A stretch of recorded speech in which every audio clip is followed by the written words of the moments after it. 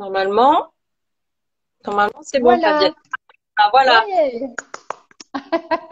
Non, mais parce qu'en fait, tu sais, il me proposait plein d'options et tant que je cliquais pas sur suivant, suivant, suivant jusqu'à terminer, eh ben, je pouvais pas cliquer sur ton message. Enfin bon, bref. Il y a des nouvelles fonctionnalités aussi sur Insta et j'avais pas fait de live depuis ces nouveaux trucs. Bon, ça va. Ah, je suis un peu coupée quand même, hein. Ouais. Attends. Ouais. Sinon, je me recule un peu. Il faut que je me tienne très droite. Oula. Attends. Comme ça. Voilà. Bon, est-ce qu'on m'entend bien? Est-ce que les gens peuvent me dire? Parce que moi, je suis pas avec mes oreillettes. Non. Ah, on entend un écho chez toi, Fabienne. Ouais, je coupe le son. En fait, c'est pour avoir Je crois qu'il l'ordi faut que est je bien. surélève. Attends, je me surélève. Je vais mettre un coussin en plus. Parce que là, voyons si ça marche comme ça. Ah non, voilà, attends, je vais faire comme ça. Hop là. Là, c'est un peu mieux là, hein. On est d'accord. Voilà. On est d'accord. On est d'accord. Est-ce qu'on m'entend bien? Dites-moi les gens. Apparemment, on t'entend bien, très bien, même Héloïse, dit Bon, tant mieux. Luna.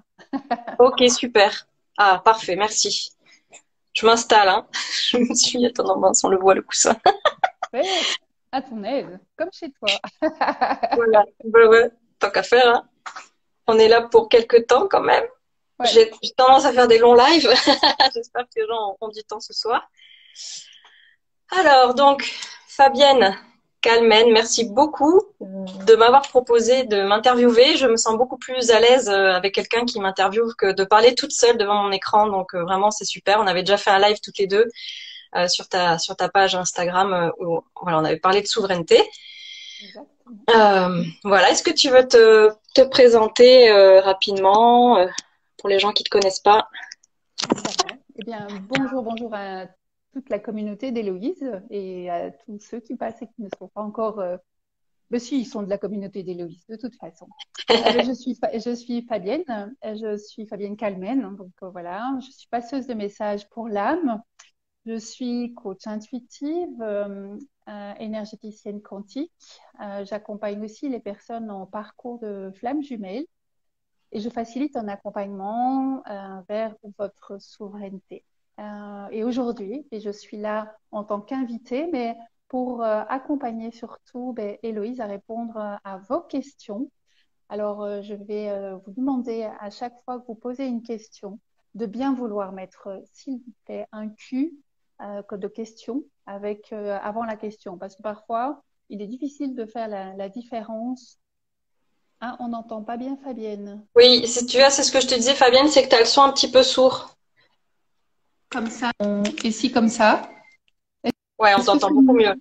Il y a Ok, l'écho de la pièce où tu es, mais on t'entend carrément mieux, donc c'est pas grave s'il y a l'écho, je pense. Si les gens ok. peuvent confirmer que c'est pas très grave qu'il y ait un écho.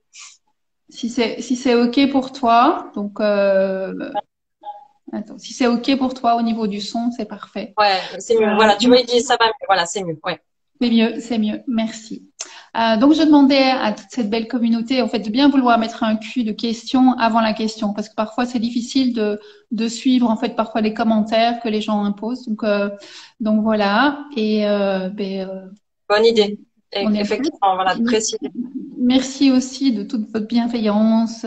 Parfois, on va sauter les questions, donc on va essayer, on va faire de notre mieux pour répondre à un maximum de questions. Si jamais on n'a pas répondu à des questions, enfin, j'essayerai de refaire le tour en tous les cas de toutes les questions. Donc voilà, un Oui, où petit peu les de gens patience.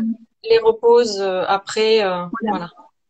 Voilà, et donc merci de nous encourager avec des petits cœurs, avec des petits likes. Ouais. Et si vous venez regarder aussi la vidéo, l'interview avec après en différé, mais mettez juste un hashtag replay.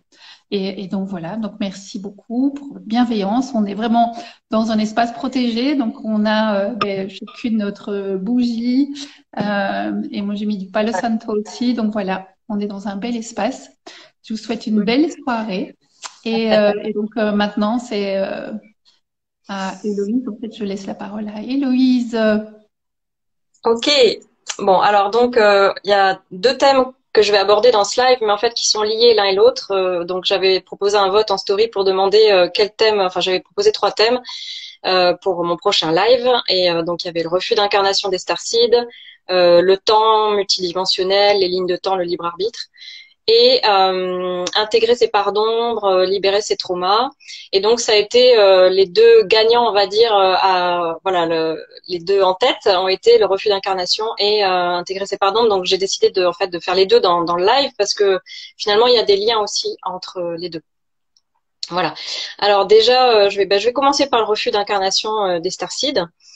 Bon, déjà les starseeds, brièvement, voilà, c'est starseed, ça veut dire graine d'étoile en anglais. Donc en fait, c'est des âmes extraterrestres qui se sont incarnées dans des corps humains. Voilà, pour non seulement pour expérimenter dans ce monde particulier qu'est la Terre, hein, qui est un monde en 3D, qui est le seul monde de l'univers qui est en 3D, parce que c'est maintenu artificiellement en 3D par une matrice artificielle. Donc c'est un monde très particulier qui du coup est considéré pour beaucoup d'âmes comme une planète école. Donc il y a beaucoup d'âmes extérieures à la Terre qui viennent s'incarner aussi pour expérimenter dans ce monde très particulier qui donc la Terre est dans des vibrations assez basses, assez denses. Il y a beaucoup de dualité, c'est très contrasté, il y a beaucoup de souffrance, mais en même temps c'est un monde qui permet d'évoluer très vite, voilà, de faire des apprentissages très vite et d'expanser sa conscience très vite. Voilà, donc il y a beaucoup d'âmes qui veulent s'incarner et sur Terre, et notamment en ce moment par rapport au changement de paradigme qui est en train de se faire, justement avec cette matrice 3D qui est en train de petit à petit de disparaître, et puis les personnes aussi l'humanité qui peu à peu, alors pas tous, mais beaucoup sont en train de passer en conscience 5D. Donc les D, les densités, moi je dis pas dimension, les densités sont des états de conscience, non, et pas des lieux. Voilà, ça je le rappelle à chaque fois. Donc effectivement, on est en train de changer de densité, donc d'état de conscience au niveau collectif. Après, il y a beaucoup d'âmes qui sont déjà dans des états de conscience 5D. Mais au niveau collectif, il y a ce passage en état de conscience 5D en ce moment, avec notamment donc la matrice artificielle qui est aussi en train de disparaître, de s'effriter. Voilà. Donc là, il y a quelque chose qui se passe au niveau de l'histoire. Je ne peux pas dire l'histoire de l'univers, parce que l'univers est infini, il n'y a ni début ni fin. Mais bon, bref, en tout cas, c'est quand même quelque chose d'assez unique, ce qui est en train de se passer là. Donc, il y a beaucoup d'âmes qui veulent s'incarner, notamment en ce moment, pour avoir la chance, en fait, de vivre ce qui est en train de se passer. Voilà. Déjà, je plante les choses parce que c'est bien aussi d'apporter un autre regard, parce que c'est vrai qu'on est toujours en train de dire que c'est très dur. Évidemment que c'est très dur de vivre sur Terre et dans cette densité basse, mais en même temps, ça apporte énormément de choses positives. Et finalement, l'âme, c'est surtout ce qu'elle veut. Elle est éternelle, donc tout ce qu'elle veut, c'est expérimenter et voilà, expérimenter, évoluer, et elle ne voit que le positif, et elle choisit, elle choisit son chemin, ce qu'elle va vivre à chaque incarnation. Elle choisit tout ce qu'elle va vivre, tout est choix préincarnatoire en fonction de ce qu'elle veut travailler, en fonction de ce qu'elle veut faire évoluer en elle. Voilà. Donc tout ça pour dire que les starseeds, c'est des âmes extraterrestres. Donc, en fait, on est tous extraterrestres. Finalement, de dire extraterrestre, c'est très terrocentré, de dire extraterrestre, en dehors de la Terre. C'est un peu comme si on parlait de l'univers entier sauf la Terre.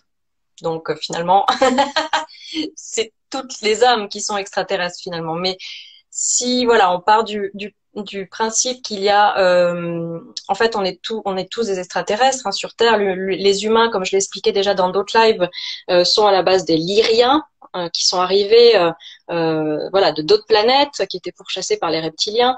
Donc, c'était des extraterrestres qui sont arrivés sur Terre, qui sont réfugiés sur Terre il y a 40 000 ans, d'accord? Et donc, c'était des extraterrestres, vraiment, clairement.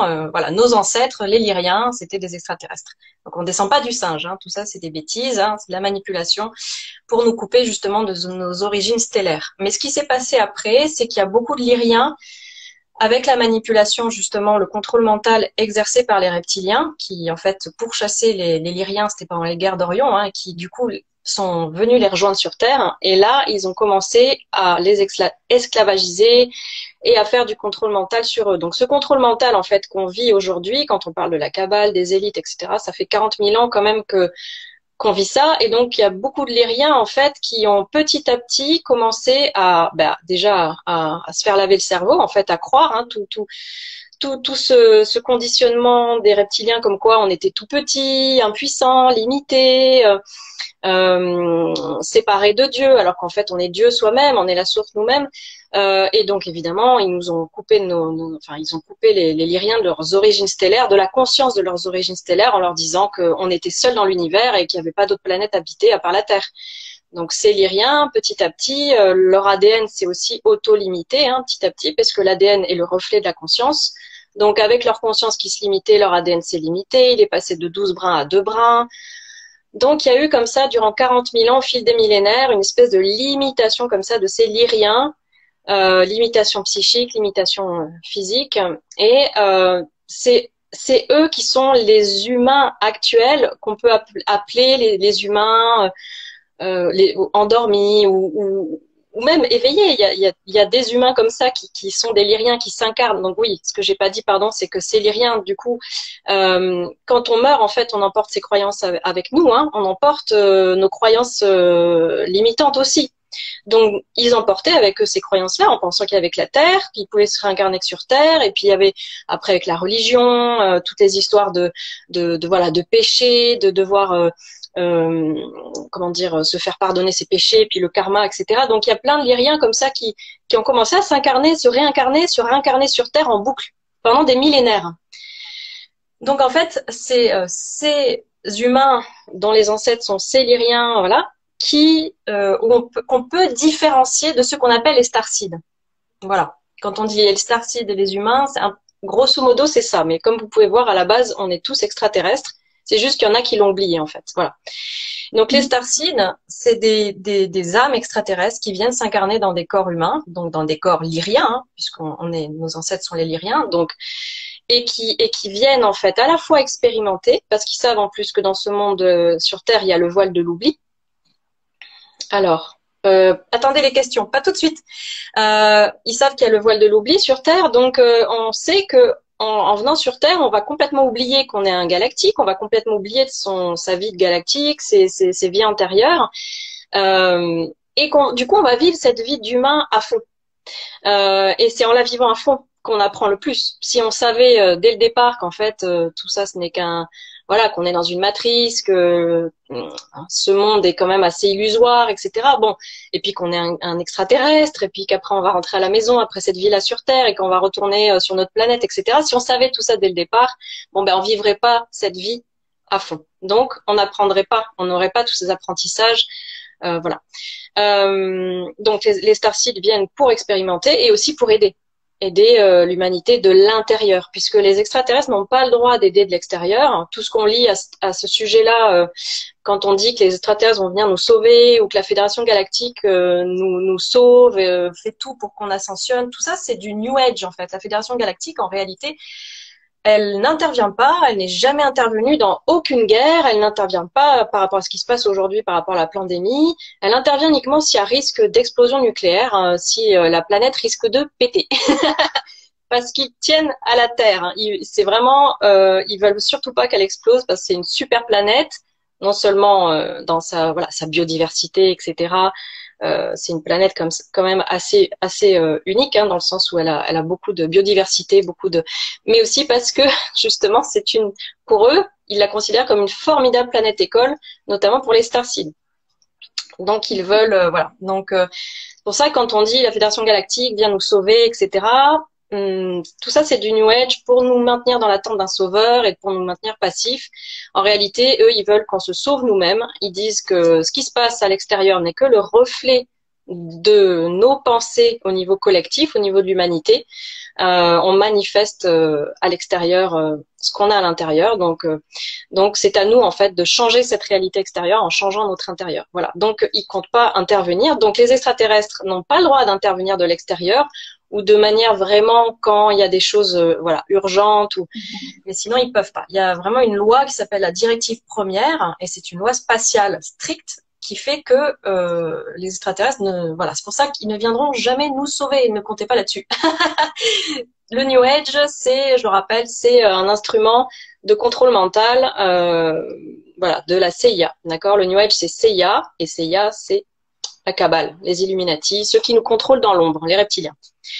Donc tout ce qui est New Age, donc là c'est religion à la sauce galactique, en gros, hein, et qui nous maintient dans la position d'enfants qui attendent d'être sauvés, dans la passivité, dans le déterminisme aussi, on est déterminé par l'extérieur, et dans la victimisation.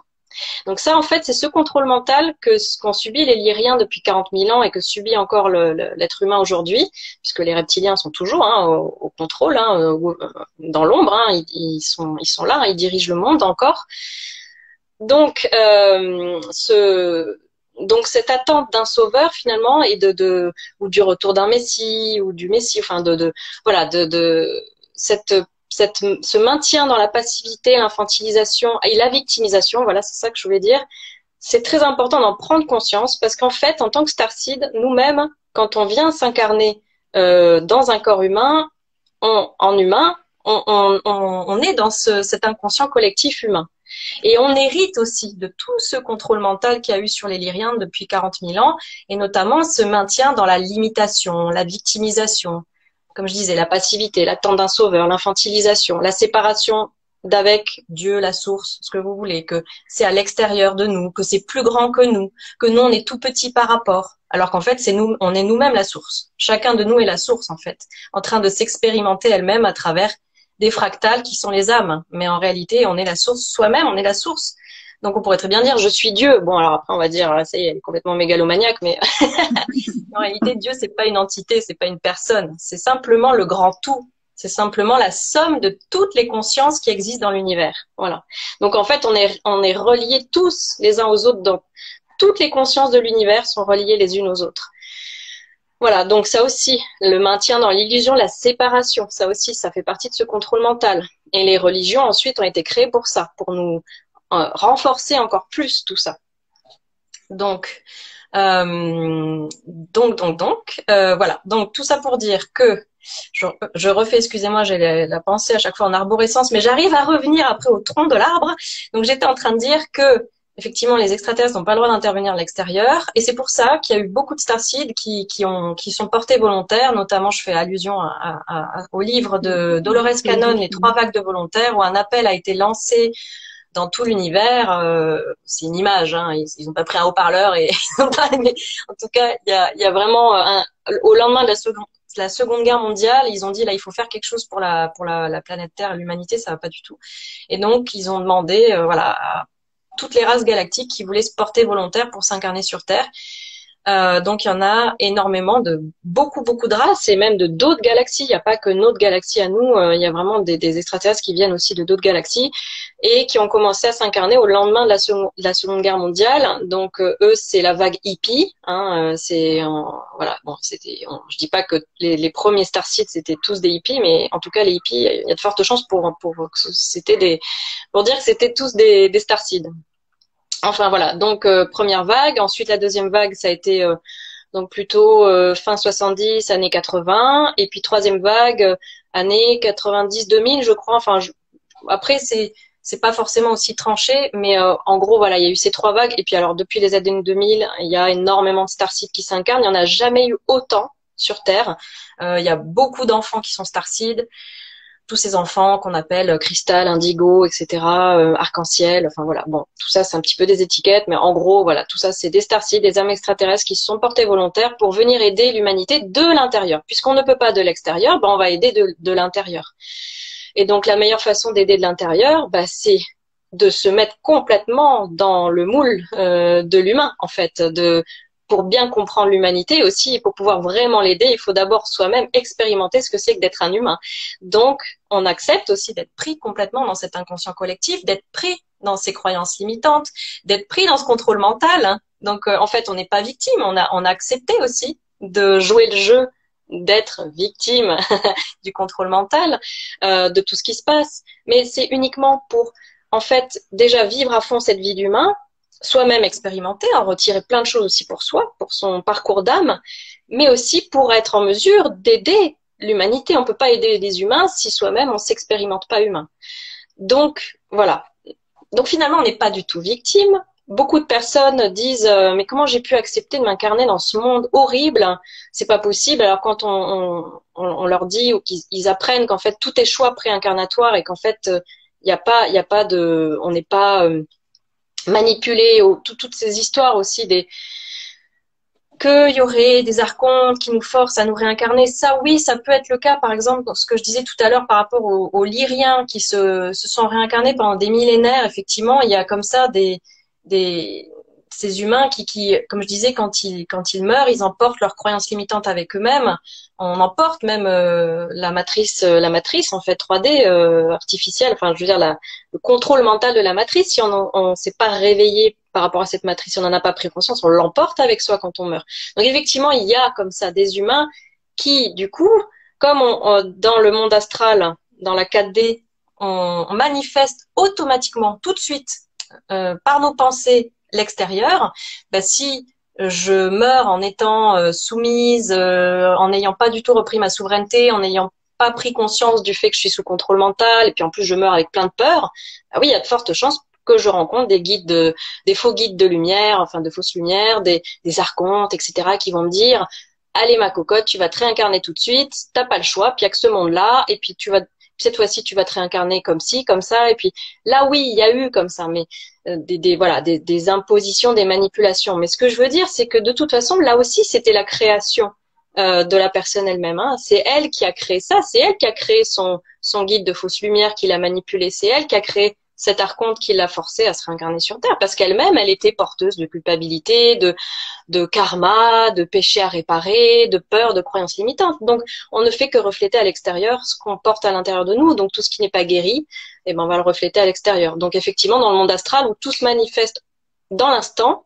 voilà, c'est comme ça qu'on peut créer soi-même son propre paradis, son propre enfer. En fait, l'enfer et le paradis n'existent pas. Il n'y a pas de lieu. C'est simplement nous qui nous créons cet enfer et ce paradis ou un monde intermédiaire, un peu enfer, un peu paradis, ou un peu plus enfer, un peu plus paradis. Mais ce que je veux dire, c'est que chacun se crée son propre monde astral. En fait, il y a un monde astral par personne.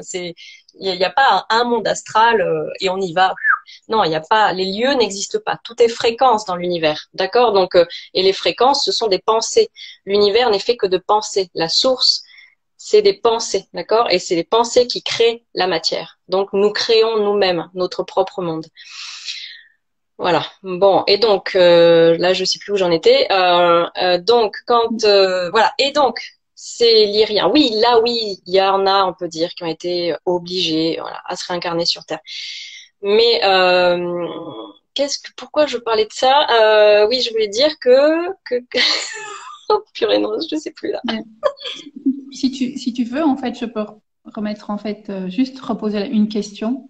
Attends, je vais essayer. Excuse-moi, mais parce que quand même, j'étais dans un raisonnement quand même. Je voudrais, excuse-moi juste, parce que du coup, je parlais des starseeds d'aujourd'hui, qu'on est venu donc s'incarner. Oui, c'est ça. On n'est pas victime. Et voilà, c'est ça. Non, mais c'était important quand même. Je reviens au truc parce que c'est quand même le truc principal du live, c'est que justement, un des points principaux du live, c'est que il y a beaucoup de personnes qui disent, mais voilà, donc beaucoup de starseeds aussi qui disent, mais quand ils apprennent que tout est choix préincarnatoire et qu'ils ont tout décidé de ce qu'ils allaient vivre dans cette vie-là, ils disent mais c'est pas possible, j'étais bourré ou j'ai pas vu certaines cases ou j'ai pas vu la petite astérix avec la petite phrase tout en bas du contrat, etc. Donc c'est bien, hein, ça permet de mettre de l'humour, hein, on en parlait Fabienne, ça permet de se décompresser un peu par rapport à ça. Mais le problème c'est que en ayant cette vision, finalement on se maintient dans la victimisation parce qu'on dit ah oui d'accord, je suis pas victime d'archonte ou je suis pas victime de guides de fausses lumières qui m'ont forcé à m'incarner nanana dans une vie que je voulais pas. Mais finalement, je suis victime de moi-même. Et ça va pas. Parce que du coup, on déplace juste l'oppresseur. Et l'oppresseur, c'est moi-même. C'est le moi-même de mon soi supérieur qui était là tranquille en 5D dans son petit hamac cosmique. Et puis, il se rendait pas du tout compte à quel point le monde sur Terre, c'est dur. Ah bah dis donc, mais si, il le savait. Il savait très bien où est-ce qu'il allait. Il savait. Mais lui, ce qu'il voyait, il voyait les choses d'un point de vue déjà beaucoup moins duel. En 3D, on est à fond dans la dualité. Dans la 5D, il y a toujours la dualité, mais beaucoup moins. Et on est dans une vision beaucoup moins manichéenne, beaucoup moins les gentils et les méchants, le noir et le blanc. et on va surtout voir le positif. Donc oui, on peut choisir une vie de souffrance, ou peut-être pas une vie entière, mais enfin des souffrances, des traumatismes, mais parce qu'on ne voit que le positif. C'est, comme j'avais déjà dit, c'est un peu comme les femmes qui accouchent. Bon, bah à la fin, elles retiennent que ce qui est beau, alors qu'elles ont morflé souvent, elles ont eu très mal, mais à la fin, le bébé, et voilà, et c'est tout ce qu'elles retiennent, cet amour merveilleux. Et finalement, elles le disent, elles disent, mais c'est pour ça d'ailleurs que j'ai eu un autre enfant après, parce qu'on oublie en fait toute la douleur, etc. Et c'est la même chose pour l'âme. Elle ne retient que le positif, tout ce qu'elle va apprendre, retirer de positif de cette vie-là. Donc, on n'est pas victime de soi-même et on n'était pas inconscient ou non. On savait très bien où est-ce qu'on allait s'incarner. On savait très bien, on connaissait les enjeux. Mais c'est vrai qu'après sur Terre, on est en plus voilà, comme je disais, dans des densités très basses, on est quand même soumis à un inconscient collectif qui, quand même, a tendance à nous démoraliser. Il faut savoir que les starseeds et comme ils ont une fréquence plus élevée que les humains, hein, j'ai expliqué au début du live ce que c'est que la différence entre les humains et les starseeds, hein, mais on est tous humains, mais et puis on est tous starseeds. Mais ce que je veux dire, c'est que ces humains endormis, on va dire, voilà, conditionnés, qui sont pas réveillés, effectivement, cet inconscient collectif, puisqu'ils sont encore la majorité, et que c'est la fréquence dominante qui crée la réalité extérieure, bah, cette fréquence dominante, bon ben voilà, les starseeds n'étant pas majoritaires, même s'ils sont très nombreux sur Terre, ben ils ont tendance à devoir en permanence lutter pour maintenir leur fréquence haute, parce qu'il y a ce truc où on est plombé en permanence. Et dès qu'on vit quelque chose de beau, et paf, il se passe un truc, et paf, ça vient tout nous gâcher, ou il y a quelqu'un qui nous dit un truc débile, et en fait, on a l'impression que c'est toujours quelque chose qui vient nous rattraper, la matrice qui vient toujours nous rattraper, comme si dès qu'on est bien un petit peu en fréquence un peu trop élevée, il y a la tête qui dépasse, là, faut la couper pour égaliser de nouveau. Tu vois, il y a quelque chose comme ça, et c'est vrai que du coup, on interprète aussi les choses avec ce plombage, et on se dit mais comment j'ai pu vouloir m'incarner dans ce monde-là, mais parce que du coup on est très dans le négatif. Euh, faut dire ce qui est, on est dans un monde quand même qui est assez négatif, dans le négativisme, je veux dire, je parle en mentalité. Donc finalement ça nous gagne aussi, ça nous contamine d'une certaine manière. Voilà. Donc on a tendance aussi, et puis on part dans cet inconscient collectif de la victimisation. Donc c'est important en tant que starseed qu'on prenne conscience de tout ça et qu'on arrête de se sentir victime. Parce qu'en réalité, quand on se sent victime, on continue d'entretenir cet inconscient collectif, ces croyances limitantes de on est victime. Comme je vous disais, que les reptiliens font subir ces croyances limitantes, ce lavage de cerveau, ce conditionnement mental aux lyriens, nos ancêtres, depuis 40 000 ans. Donc on va pas nous-mêmes nous y mettre, les starseeds, on va pas venir perpétrer, renforcer le contrôle mental exercé déjà depuis 40 000 ans de la part des reptiliens, en disant nous-mêmes, oh ouais, on est victime, moi je suis un extraterrestre, je suis galactique, c'est beaucoup plus beau là où je vis, pourquoi je suis là? Oui, mais si on est comme ça, alors voilà, alors ça y est, on entretient la matrice, on entretient cet état d'esprit de victime, et qui fait que l'humanité en est là. Si elle en est là, c'est parce qu'elle se sent victime, qu'elle n'a pas repris sa souveraineté. Donc c'est super important qu'en tant que starseed, on montre l'exemple. Je dis pas je dis pas qu'il faut être en mode méthode Coué, je vais bien, tout va bien, pas du tout. Pas du tout. En tant que starseed, on souffre énormément, et comme les humains, et comme tout le monde, et comme tous les êtres dotés d'une conscience, et voilà. Donc il faut accueillir ses émotions.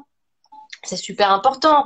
Je suis pas en train de dire qu'il faut se persuader que tout va bien. C'est pas ça du tout. Mais c'est important de quand même prendre conscience de ce contrôle mental, et prendre conscience de cette espèce de soupe comme ça gluante dans laquelle on est immergé, et ne pas se laisser entraîner par ça. Et il y a beaucoup de starseeds qui se perdent dans la matrice. Donc c'est important de ne pas se perdre dedans, et de toujours garder à l'esprit que je suis un être illimité, je suis la source moi-même, je suis multidimensionnelle, je vis à la fois ici sur Terre, mais en même temps dans plein d'autres vies, dans plein d'autres planètes, plein d'autres mondes, plein d'autres races galactiques, plein d'autres êtres.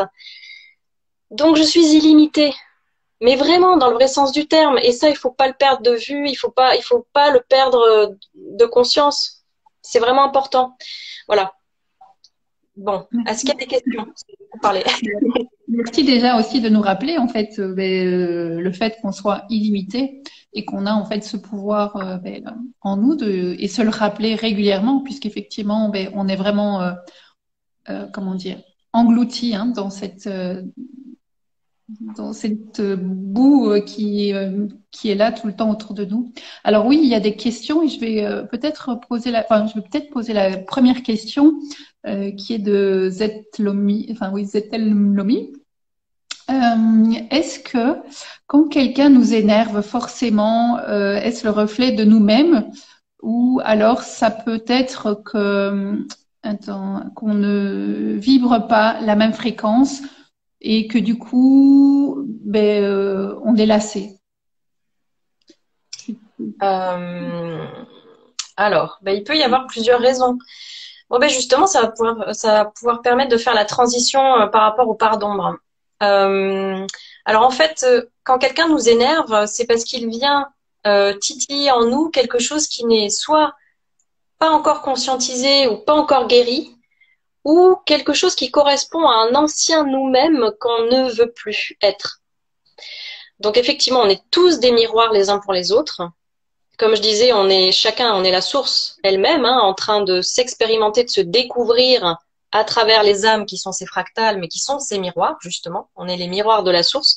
Elle apprend à se connaître à travers nous, parce que la source, c'est un peu comme un œil qui peut pas se regarder lui-même, ou un couteau qui peut pas se couper lui-même. Donc, elle a besoin, enfin, cet œil a besoin de miroirs, hein, pour pouvoir se découvrir, hein, se connaître dans toutes ces facettes, sachant que la source est infinie, aussi bien dans l'espace que le temps. Bon, voilà, c'est du coup, tout est infini, l'âme est infinie, chaque âme est éternelle. Il n'y a pas de début ni fin, il n'y a pas de début dans l'univers ni de fin dans l'univers, etc.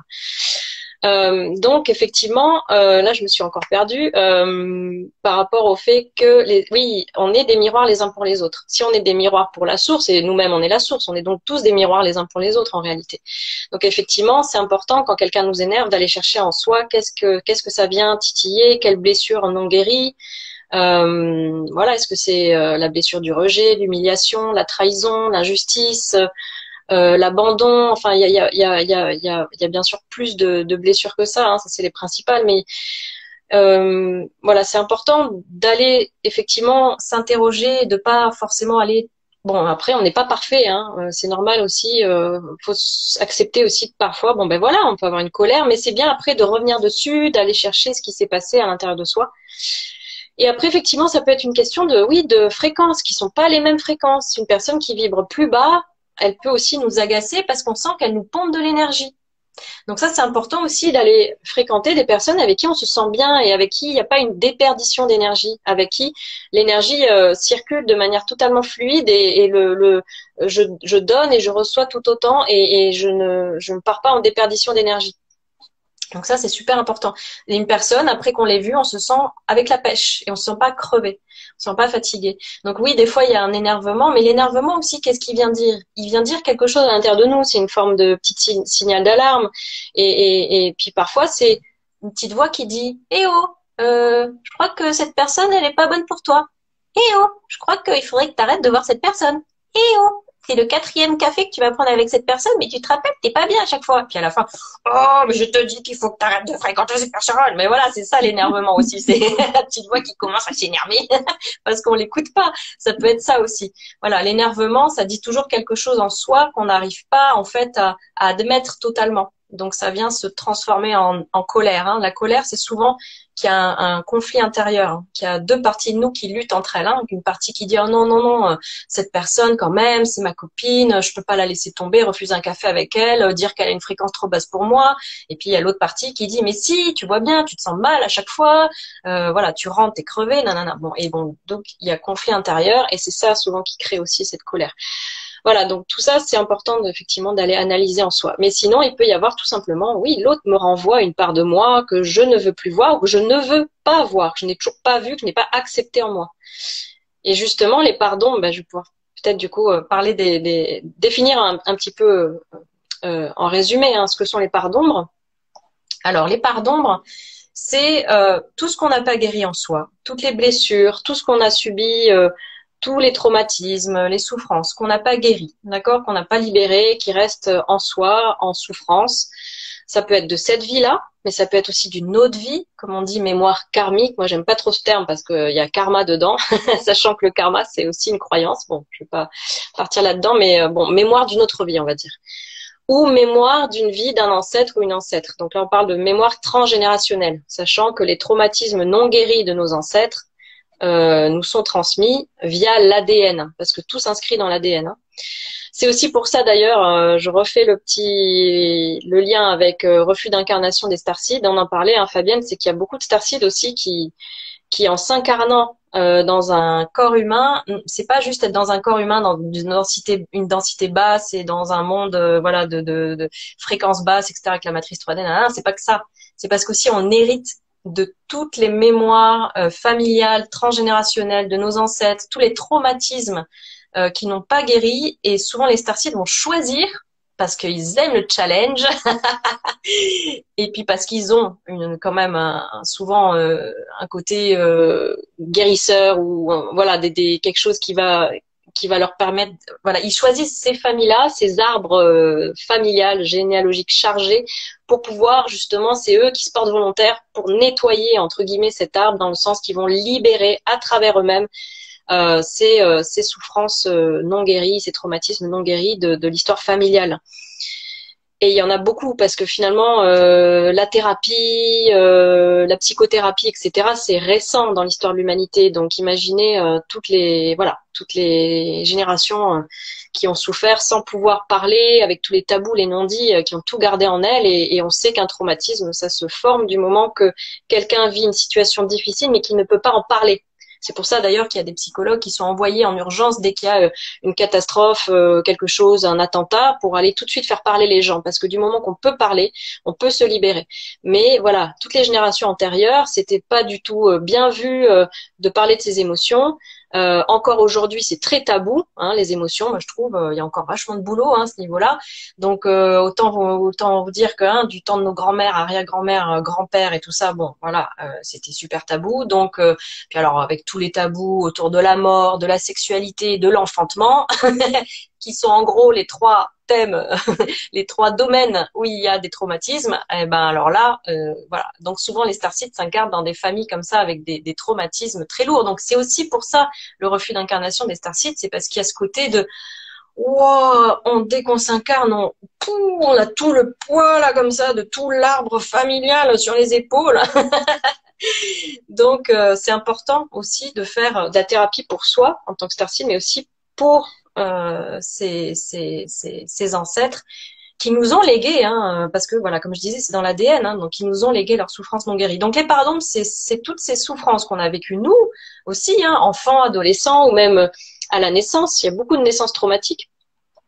Voilà, quand on voit comment ça se passe, les naissances, hein, c'est pas encore, voilà, bon, il y a beaucoup, puis elle souvent la mère aussi, qui a des conflits intérieurs au moment de la naissance, ou, enfin voilà, il peut se jouer des tas de choses au moment de la naissance, mais ça aussi, ça s'imprègne dans le bébé au moment où il naît, donc il y a ça, il y a tout ce qui s'imprègne aussi quand on est in utero, dans le ventre de notre maman, tout ce qu'elle ne dit pas, et même qu'elle ne s'avoue même pas à elle-même, elle va nous transmettre, parce que là, c'est direct, on est comme une éponge, on va absorber tout ce qu'elle n'a pas exprimé, et tout, voilà.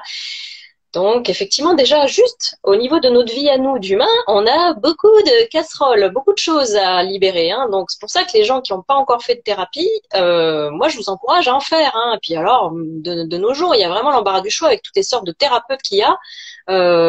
Franchement, voilà, on est gâtés. Donc, ceux qui font pas de travail sur eux, excusez-moi de vous dire, mais c'est par flemme ou par peur, mais c'est pas parce que il y a pas moyen, hein, parce qu'au contraire, hein, vraiment là, il y a vraiment moyen de travailler sur soi, voilà. Donc, et puis voilà, comme je disais, les traumatismes aussi des autres vies, des vies antérieures. Moi, je dis vie parallèle, hein, puisque tout est multidimensionnel, tout se passe en même temps. Et d'ailleurs, en guérissant une vie parallèle, hein, comment dire, en fait, oui, en se guérissant soi déjà de sa vie actuelle, on guérit les autres incarnations qui sont parallèles, et parce qu'on est tous reliés les uns aux autres, et en guérissant une vie parallèle, on se guérit soi, puis on guérit d'autres aussi, voilà, incarnations, d'autres soi, parce qu'en fait, voilà, tout est relié. Donc, je vous encourage vraiment à faire ce travail sur vous, et si possible avec quand même un thérapeute, parce que tout seul c'est difficile. On va avoir le mental qui va avoir tendance à bloquer les choses parce que le mental, il veut pas aller dans la souffrance, il veut pas aller dans tout ça. Lui dit, oh, ouais, on touche à rien, on n'y va pas, hop, on bloque tout. Non, non, non, danger. Donc pour ne pas subir ce mental contrôlant et qui nous bloque, qui nous empêche de remonter dans ses mémoires, c'est important d'être guidé par un thérapeute qui puisse nous emmener là et nous faire lâcher le mental surtout. Voilà. Et donc, les pardons, c'est ça. Donc, c'est toutes les blessures non guéries de cette vie-là, d'une autre vie ou transgénérationnelle d'un ancêtre ou d'une ancêtre. Et puis, c'est aussi finalement tout ce que je refuse d'accepter de moi parce que ça correspond pas à l'image que j'ai de moi et que j'ai envie de renvoyer au monde. Donc, il y a des choses en moi que je trouve affreuses et je veux surtout pas les reconnaître comme faisant partie de moi. Et c'est là que je vais me séparer de ces parts de moi. Et c'est là qu'on dit que c'est mes parts d'ombre. Mais en réalité, ça fait partie de moi. On est tous faits d'ombre et de lumière.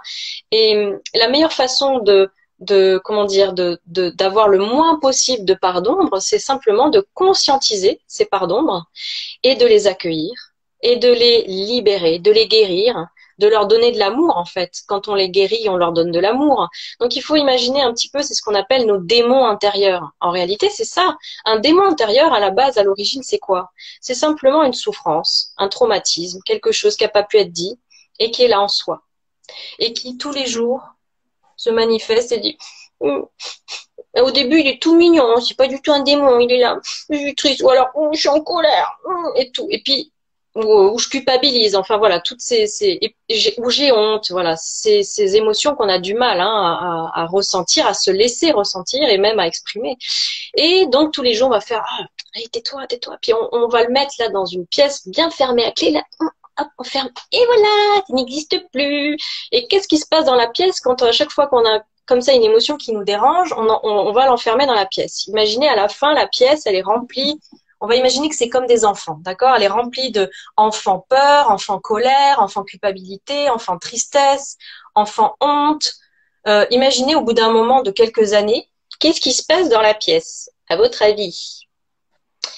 C'est un peu la baston, hein? Enfin, ou la baston, où on va dire que l'enfant tristesse, il était juste triste, mais il est devenu complètement dépressif au bord du trou, vraiment, voilà. L'enfant peur, il est devenu phobique total, il est caché sous le lit, il veut plus sortir. L'enfant colère, bon, il était juste en colère, mais là, c'est devenu Hulk, il est dans une rage folle. L'enfant honte, il a disparu dans un trou de souris. Enfin voilà, donc et c'est là qu'ils sont devenus ces démons. Hein, d'accord? Ils sont là, ils en peuvent plus, ils veulent sortir de la pièce, on les a enfermés parce qu'une émotion, c'est juste une énergie en fait qui a besoin de nous traverser. Mais l'être humain a la particularité, la vilaine petite manie, et moi aussi je suis passée par là, dès qu'on sent une émotion difficile, on fait, c'est un peu comme si, imaginez, elle veut juste nous traverser, et nous on se met devant elle, on fait, hop, hop, hop, non, non, non, alors qu'il y a juste la porte de sortie là, qui est là, et il suffit de la laisser traverser, alors juste, c'est vrai que le temps qu'elle nous traverse, on n'est pas bien, mais juste après, elle prend la sortie, elle s'en va, mais nous on fait qu'on fait, oh, non, tu prends pas la porte de la sortie, tu sors pas, je vais t'emmener quelque part. Et on va l'enfermer dans une pièce à l'intérieur de nous et on ferme à clé. Et là, on fait, elle est plus là. Ben non, elle est dans la pièce, en fait, enfermée avec toutes les autres émotions qu'on n'a pas libérées parfois depuis 50 ans. Et voilà. Et donc, ce qui se passe, c'est qu'au bout d'un moment, dans cette pièce, comme je disais, ils se transforment en démons. Donc, c'est ça, nos démons intérieurs. Mais au début, c'était des petits enfants. D'accord? Donc, ces démons, ils ont juste besoin d'être reconnus, en fait, qu'on ouvre la porte et qu'on dise, oh là là, mais je vous ai complètement nié, je vous ai ignoré, enfermé, maltraité. Pardon, pardon, déjà, voilà, et les accueillir. Et allez, revenez dans le salon. Alors, il y en a, ils disent, j'ai pas envie d'accueillir des démons dans mon salon. Si, vas-y, va jusqu'au bout. Finalement, c'est pas des démons, tu le sais bien, c'est juste des enfants, voilà, qui sont partis en extrême, quoi. Donc des émotions qui sont devenues trop excessives. Alors on les accueille et puis on les guérit, on les soigne, on les fait parler. L'enfant peur, on lui dit allez, exprime ta peur, pourquoi t'as peur? Puis on lui dit pas espèce de petite mauviette, oh t'as peur, ou alors mais non, tu devrais pas avoir peur, oh là là, mais non, tout ça ça n'existe pas. Mais il y a des parents qui parlent comme ça à leurs enfants, hein. Donc imaginez si ces parents parlent comme ça à leurs enfants, imaginez comment nous on parle à nos émotions, nos enfants intérieurs, nos émotions intérieures. Bon, mais mais en fait, on est choqué quand on voit ces parents-là faire ça à leurs enfants, mais on n'est pas choqué de se le faire à soi-même. On se rend pas compte à quel point on peut être maltraitant et que si ces émotions intérieures qu'on maltraite en permanence, qu'on nie en permanence, qu'on enferme en permanence à l'intérieur de soi, si c'était des enfants et si c'était nos enfants et qu'ils étaient à l'extérieur et qu'on leur parlait à voix haute comme on leur parle intérieurement, mais on serait vu comme des parents cruels, maltraitants, etc. Donc c'est super important de prendre conscience de ça, du mal qu'on se fait à soi-même et à ces parts de nous-mêmes. Donc accueillir les démons et puis simplement les laisser s'exprimer, etc. Et puis ça redevient des enfants, l'enfant peur. On lui dit bon ben oui, exprime ta peur. Et voilà, on va pas le rationaliser, surtout pas. Parce que sinon il y a le mental là, oui c'est ça, il y a le mental qui arrive là, il fait hop hop hop, qu'est-ce qui se passe dans le salon là, c'est quoi tous ces démons réunis là? Alors je vais vous dire une chose, déjà vous n'êtes pas légitime, vous allez repartir tout de suite dans votre pièce là, on va bien fermer la clé. Oh, l'enfant peur, alors c'est là qu'il dit petite mauviette, enfant tristesse, oh gna gna gna, oh yo tu chouines, enfant colère, ah non non, t'as pas le droit d'être en colère, oh t'arrêtes de crier, ça suffit, enfant voilà, tout, et enfant honte, alors il lui fait encore plus honte, enfin il l'humilie encore plus, donc c'est une catastrophe, donc c'est pour ça qu'il faut surtout pas traiter ça avec le mental, il faut traiter ça avec le cœur, il faut y aller avec le cœur et aller écouter ces démons, et une fois que chaque démon pourra vider, exprimer tout ce qu'il ressent, la tristesse, il faut qu'elle pleure, la colère, il faut qu'elle crie, allez, si elle a besoin de crier, et voilà, dans un oreiller, ou je sais pas, dans une montagne, dans la forêt, ou avec le souffle. Si on peut pas crier, il faut souffler. Imaginez qu'on crache des flammes, comme un dragon. Moi, je le fais ça en thérapie. Quand il y a besoin de sortir une colère, de libérer une colère, je dis à la personne, imagine, tu te transformes en dragon, et là, tu sors toutes tes flammes dans le souffle. Tu accueilles ta colère et tu la sors. Faites ça. Si vous pouvez pas crier, faites ça. Sortez cette colère en soufflant, tant que vous sentez vous imaginez qu'il y a des flammes qui sortent de votre gueule de dragon, ben vous continuez de souffler, et vous pouvez imaginer vous crier en même temps que vous soufflez, vous imaginez vous crier, si vous avez besoin d'insulter, vous insultez, il n'y a pas de limite, là, on y va, on est à fond. Et puis après, il y aura de la fumée noire, vous continuez de souffler tant qu'il y a de la fumée noire, et quand il n'y a plus rien, vous arrêtez de souffler. Faites cet exercice quand vous êtes en colère, vous allez voir, c'est d'une efficacité incroyable. Voilà, donc ces démons, ils vont redevenir des enfants en fait. Et souvent, c'est nous-mêmes, l'enfant qu'on était au moment de ce traumatisme, d'accord, et qui n'a pas été écouté par ses parents. Et après, on se fait soi-même la même chose. On devient son propre parent maltraitant envers son propre enfant intérieur. Voilà, on répète ce traumatisme en permanence à l'intérieur de soi, en fait. On le maintient en perpétuant cette maltraitance parentale, même s'ils l'ont pas fait exprès, c'est parce qu'eux-mêmes ont été élevés comme ça et tout se répète de génération en génération. Hein. Je suis pas en train de dire que c'est forcément de la maltraitance consciente, mais on perpétue cette maltraitance envers notre propre enfant, l'enfant qu'on a été au moment du traumatisme, et finalement ces émotions qui sont aussi, comme voilà, je disais, des enfants et cet enfant intérieur.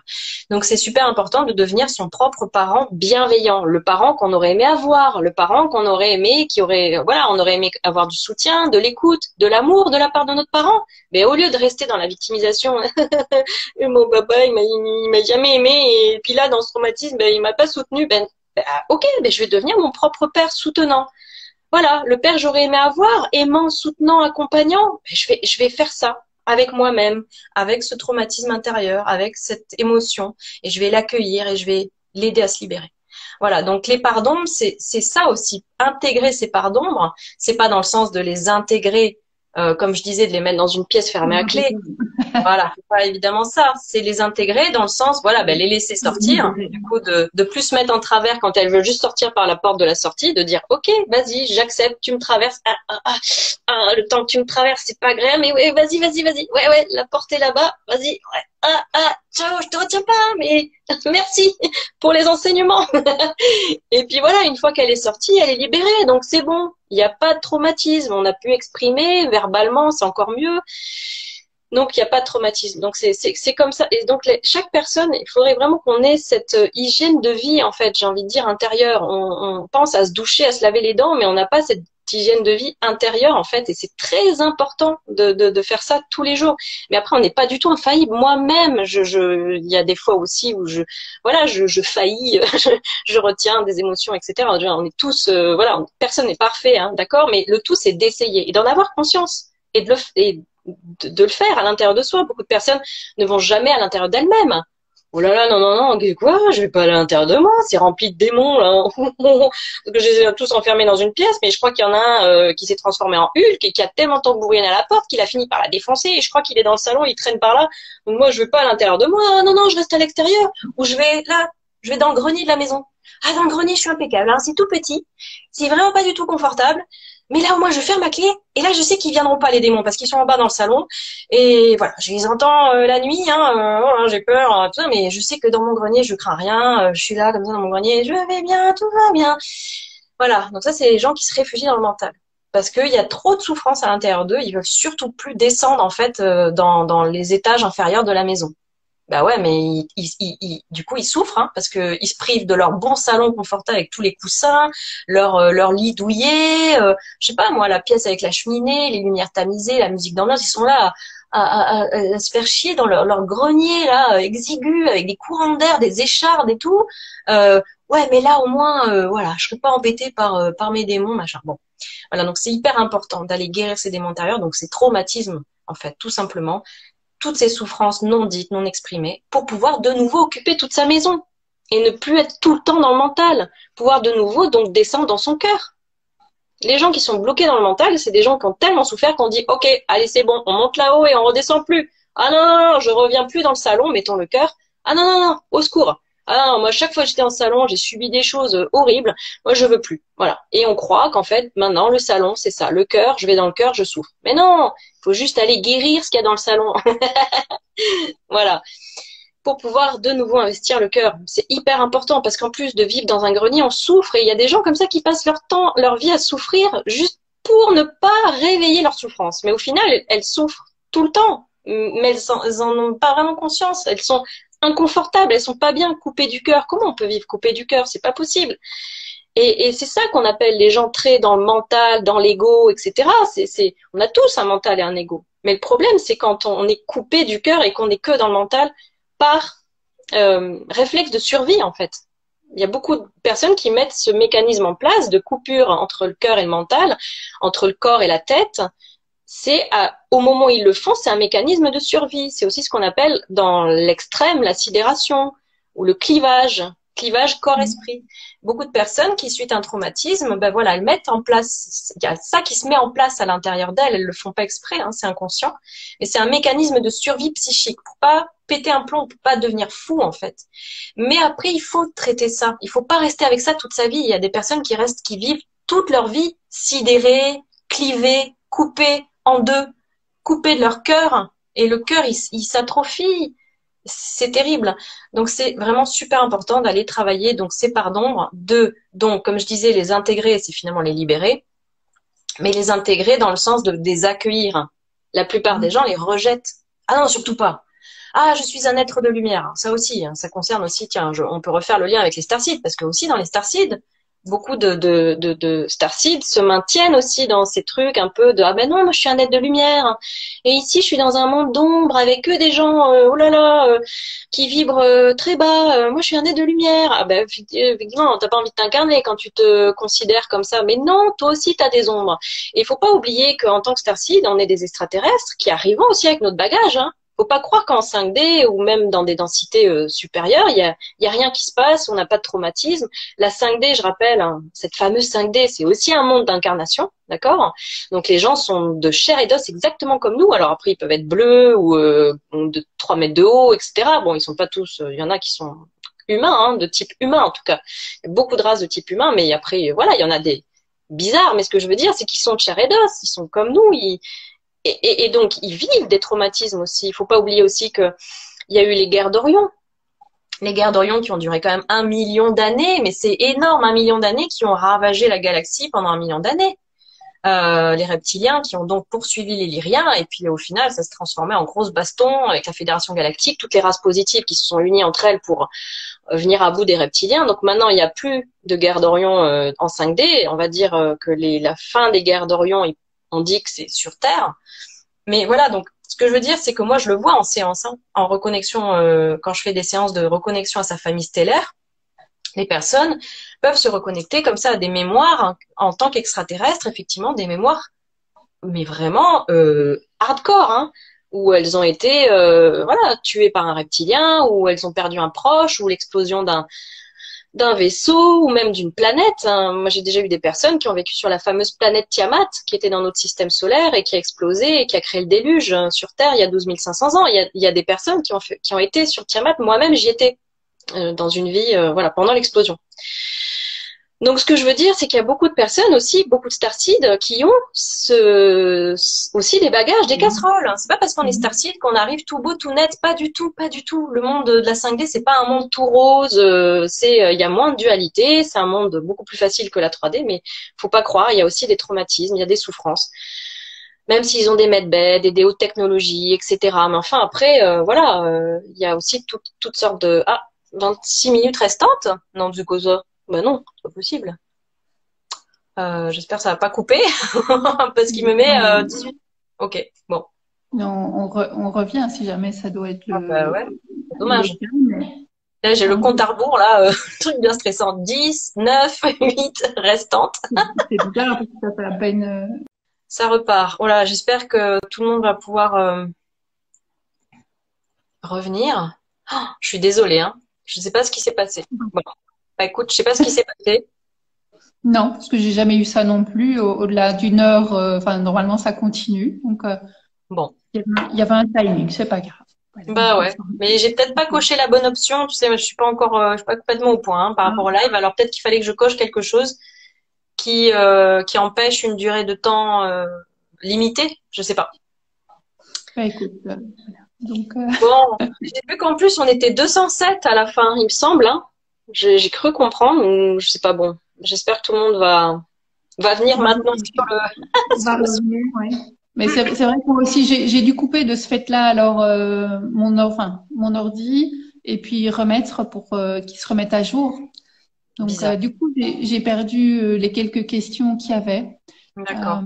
Mais il y avait en fait une question enfin, par rapport à Jésus aussi, mais donc c'était un petit peu en dehors. Enfin, c'était une question qui avait un rapport à ton tout début en fait quand tu as parlé de Jésus, mais il n'y avait pas vraiment de questions en fait sur le refus d'incarnation ni sur la partie en fait de nos parts d'ombre. Bon. Donc, Je termine juste en disant voilà qu'en tant qu'extraterrestre, on n'arrive pas tout beau, tout rose, tout pur. On a aussi nos parts d'ombre en fait. Donc c'est important aussi de oui. Justement par rapport à ce que tu dis, est-ce que ça veut dire qu'on cumule en fait aussi nos parts d'ombre, enfin puisque en tant que starseed, plus aussi en fait le transgénérationnel, donc on a c'est du lourd. Oui, il y a des personnes qui font des libérations de mémoire traumatique avec moi et qui se retrouvent en tant qu'extraterrestres sur une autre planète. Par exemple, face à une planète qui vient d'être dévastée, par exemple. Voilà, ça effectivement c'est du lourd. Ou je sais pas qui, on lui enlève son enfant. Il y en avait une, elle était une amphibienne, elle vivait sous l'eau et une race régressive était venue lui enlever son enfant pour faire des expériences dessus. Elle a pleuré, mais toutes les larmes de son corps. D'autres qui se retrouvent, voilà, comme je disais, avec la planète dévastée, où il y a eu des explosions et tout a été rasé, par exemple, où ils se retrouvent tout seuls, survivants. Donc ça ressort. Et c'est incroyable de se dire que finalement, la personne, c'est sur Terre, en étant incarnée sur Terre, qu'elle libère des traumatismes d'extraterrestres. Donc, je sais pas, est-ce que ça veut dire qu'ils n'ont pas de psy chez les extraterrestres? Non, je plaisante. Ce que je veux dire, c'est que c'est là, oui, d'ailleurs, je vais parler de ça, c'est important Fabienne, je te l'avais dit, il y a quelque chose qu'on ne sait pas, c'est important de le savoir parce que franchement, on le lit pratiquement nulle part. Il y a beaucoup de starseeds aussi qui s'incarnent sur Terre pour oublier justement leur traumatisme parce qu'ils savent que sur Terre, il y a tellement ce voile de l'oubli, on est tellement coupé de nos mémoires, de d'autres vies, etc., qu'en fait, parfois en tant qu'extraterrestre, justement par exemple par rapport aux guerres d'Orient, des choses comme ça, ils ont des traumatismes tellement lourds qu'ils se disent bon, je vais m'incarner sur Terre, notamment depuis un caisson d'immersion, ça peut se faire donc de leur vivant en fait. Hein. Ils n'ont pas besoin d'attendre de mourir pour se réincarner depuis l'au-delà sur Terre en tant qu'humain. Ils peuvent se mettre dans un caisson d'immersion, c'est comme un medbed en quelque sorte, une capsule où ils sont en état endormis en fait, et par le biais d'une très haute technologie, la conscience de leur cerveau d'extraterrestre est déviée vers la conscience, enfin la conscience est déviée du cerveau d'extraterrestre vers le cerveau de l'être humain. Et cette déviation, cette connexion au cerveau de l'être humain peut se faire chez l'être humain des fœtus. Voilà, donc il y a beaucoup de starseeds, c'est la majorité, il faut le savoir, qui s'incarnent sur Terre depuis un caisson d'immersion. On dit immersion parce que à l'intérieur du caisson, l'extraterrestre, quelle que soit sa race, parce que c'est plein de sortes de races qui utilisent cette technologie, quelle que soit sa race, est immergé dans un liquide, comme un liquide amniotique en fait, qui nourrit son corps et il respire dans ce liquide comme le fœtus dans le ventre de sa maman. Donc c'est pour ça qu'on dit caisson d'immersion parce que et puis aussi on est immergé sur Terre. Il y a aussi cette idée de je vais m'immerger sur Terre, je vais vivre comme un humain, me croire humain, etc. Bon. Donc, il y a beaucoup de starseeds qui sont incarnés puis un caisson d'immersion. Donc, effectivement, il y a beaucoup d'extraterrestres qui sont mal avec un traumatisme qu'ils n'arrivent pas à libérer. Hein. Les traumatismes que je viens de citer, c'est quand même du lourd. Hein. Donc, parfois, ils n'y arrivent pas. Hein, voilà. Donc, ils se disent, allez, je vais aller vivre une vie sur Terre. Je sais que sur Terre, on oublie tout. C'est un peu vacances, j'oublie tout. Pour ça aussi, ça permet de voir les choses sous un autre angle. Ah ouais, vacances sur Terre. Vacances psychiques, voilà. Et donc, voilà. Et je vais vivre sur Terre. Et pendant une vie, le temps d'une vie sur Terre, qui est très courte par rapport à une vie de galactique, hein, mais voilà, pendant quelques années, parce qu'ils passent peut-être 5 ans dans leur caisson, et puis 90 ans sur Terre ou 80 ans sur Terre et 5 ans dans leur caisson, mettons. Hein, c'est vraiment, le temps n'est pas le même. Donc, eux, ils partent, voilà, pour un petit voyage. Hein, quand c'est des extraterrestres qui vivent 1000 ans ou 4500 ans, selon les races, hein, 5 ans, c'est rien. C'est petit voyage. Voilà, donc du coup, il dit petit voyage d'amnésie. Je vais en amnésie. Donc je me mets dans un caisson et je vais aller en amnésie et je vais arrêter de penser à tous ces traumatismes ou ce traumatisme pendant un temps. Et c'est une manière de se guérir, figurez-vous. Donc effectivement, des fois, ça ressort du coup en thérapie. Donc en fait, non seulement c'est leur manière de se guérir en oubliant, mais finalement ils vont libérer ça sur Terre dans leur incarnation terrestre. Donc c'est rigolo quand on y pense. Voilà. Donc voilà. Qu'est-ce qu'on pourrait dire d'autre? Est-ce qu'il y a des questions? Il y a une question en fait, la Reynardine. Question, en tant qu'indigo, peut-on avoir vécu plusieurs incarnations sur Terre? Oui, alors indigo, c'est la même chose que starseed, hein. C'est les enfants indigo, comme on dit. Oui, bien sûr. Mais justement, par rapport à cette histoire de caisson d'immersion, par exemple, je peux très bien avoir fait plusieurs immersions sur Terre dans ma même vie d'extraterrestre. D'avoir été plusieurs fois dans un caisson et de m'être incarné un coup du temps de l'Égypte ancienne, un coup maintenant, en 2022, enfin, voilà, le jour de la naissance, enfin, je sais pas moi, en 1980, mais bon, bref. Et ce que je veux dire, c'est qu'en plus, depuis le caisson, on choisit, on peut aller dans n'importe quel temps de la Terre qu'on veut, ou du temps, j'en sais rien. Moi, il y a avant l'arrivée des reptiliens, quand les Lyriens ils étaient encore un peu peinards, apparemment ils ont vécu quand même 2000 ans à peu près peinards avant que les reptiliens viennent tout gâcher. C'était un paradis apparemment, la Terre à ce moment-là, il y a 40 000 ans quand ils venaient d'arriver, les Lyriens ils ont vraiment créé un paradis sur Terre pendant 2000 ans à peu près. Donc voilà, on peut par exemple décider d'aller s'incarner dans ce temps-là, on peut décider de s'incarner du temps de la Lémurie, de l'Atlantide, j'en sais rien, de l'Égypte ancienne. Enfin là je cite des civilisations connues, mais après il y a plein d'autres moments au Moyen Âge, enfin voilà. Donc effectivement de dire je suis starseed que si j'ai jamais vécu sur Terre, non, c'est erroné. On peut très bien être starseed et avoir plein de vie sur Terre. Et notamment avec cette histoire de question d'immersion. Mais même un starseed qui s'incarne depuis l'entre-deux-vie, c'est-à-dire qui est mort en tant qu'extraterrestre, parce qu'il meurt aussi, hein, de vieillesse ou d'accident, ou voilà. Ben après, donc ils vont dans l'au-delà et depuis l'au-delà, ils décident de s'incarner depuis la source, voilà. Ils décident de s'incarner sur Terre. Mais voilà, donc effectivement. Que ce soit depuis un caisson d'immersion ou depuis l'au-delà, effectivement, c'est intéressant c'est pour ça que dans mes séances de reconnexion à sa famille stellaire, je propose à la personne de demander à la famille avec laquelle il reconnecte, une de leurs familles, puisqu'on en a plein, est-ce que je suis dans un caisson d'immersion ou est-ce que je me suis incarnée sur Terre depuis l'au-delà? Parce que c'est vraiment intéressant de savoir, parce que finalement, si je me suis incarnée depuis l'au-delà, c'est intéressant aussi de savoir comment je suis morte en tant qu'extraterrestre avant de m'incarner sur Terre. Si on se met dans une vision linéaire, hein, parce que comme je disais, tout est multidimensionnel. Mais si on prend un point de vue linéaire, juste avant de m'incarner sur Terre, comment je suis morte en tant qu'extraterrestre? Et des fois, il y a un lien effectivement par rapport à l'envie de s'incarner sur Terre. Il y a quelque chose qui est dans la façon de mourir, hein, donc quand parfois c'est brutal ou justement dans des guerres d'Orient, parce que ça peut très bien être, j'ai dit que les guerres d'Orient elles sont finies actuellement, mais ça peut très bien être un galactique de notre passé par rapport à notre temps terrestre actuel. Ça peut être donc du temps de la guerre d'Orion, un extraterrestre qui meurt par exemple tué par un reptilien, j'en sais rien, ou son vaisseau qui explose ou quoi. et qui du coup décide de s'incarner sur Terre dans cette voilà, cette transition, comme je disais, planétaire, etc. Où je disais c'est comme si la fin des guerres d'Orion se faisait là en ce moment sur Terre, et donc décide maintenant il y en a marre de ces reptiliens, je vais aller participer pour aider à ce qu'il y en ait plus nulle part et qu'ils arrêtent d'embêter même les humains. Voilà, ça peut être un motif d'envie de s'incarner sur Terre. Donc c'est intéressant parce que du coup la personne elle comprend mieux certaines choses qu'elle ressent. Euh, Notamment par exemple par rapport à ce qu'on vit en ce moment avec la pandémie, qui est aussi dirigée par les reptiliens. Donc effectivement il y a beaucoup de traumatismes des guerres d'Orion qui se réveillent chez les gens, et c'est pour ça qu'il y a beaucoup de starsites qui sont mal, parce qu'en fait ça leur réveille aussi plein de traumatismes qu'ils ont vécu aussi en 5D, voilà.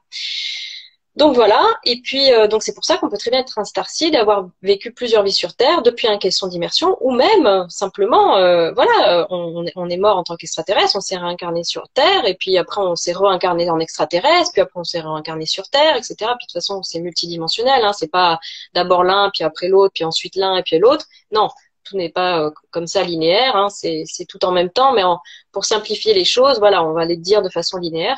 Et donc, on peut très bien, voilà, ne pas, comment dire, s'identifier à l'humain, ne pas se sentir terrien, mais quand même aimer aller expérimenter de temps en temps sur Terre. Donc, on peut très bien avoir plusieurs vies sur Terre et être starseed. Voilà. Donc, cette idée que je suis un starseed, que si j'ai jamais vécu sur Terre et que c'est la première fois que j'arrive sur Terre, ben, c'est erroné. Il y en a, c'est leur première fois, mais il y en a, c'est pas du tout leur première fois. Voilà.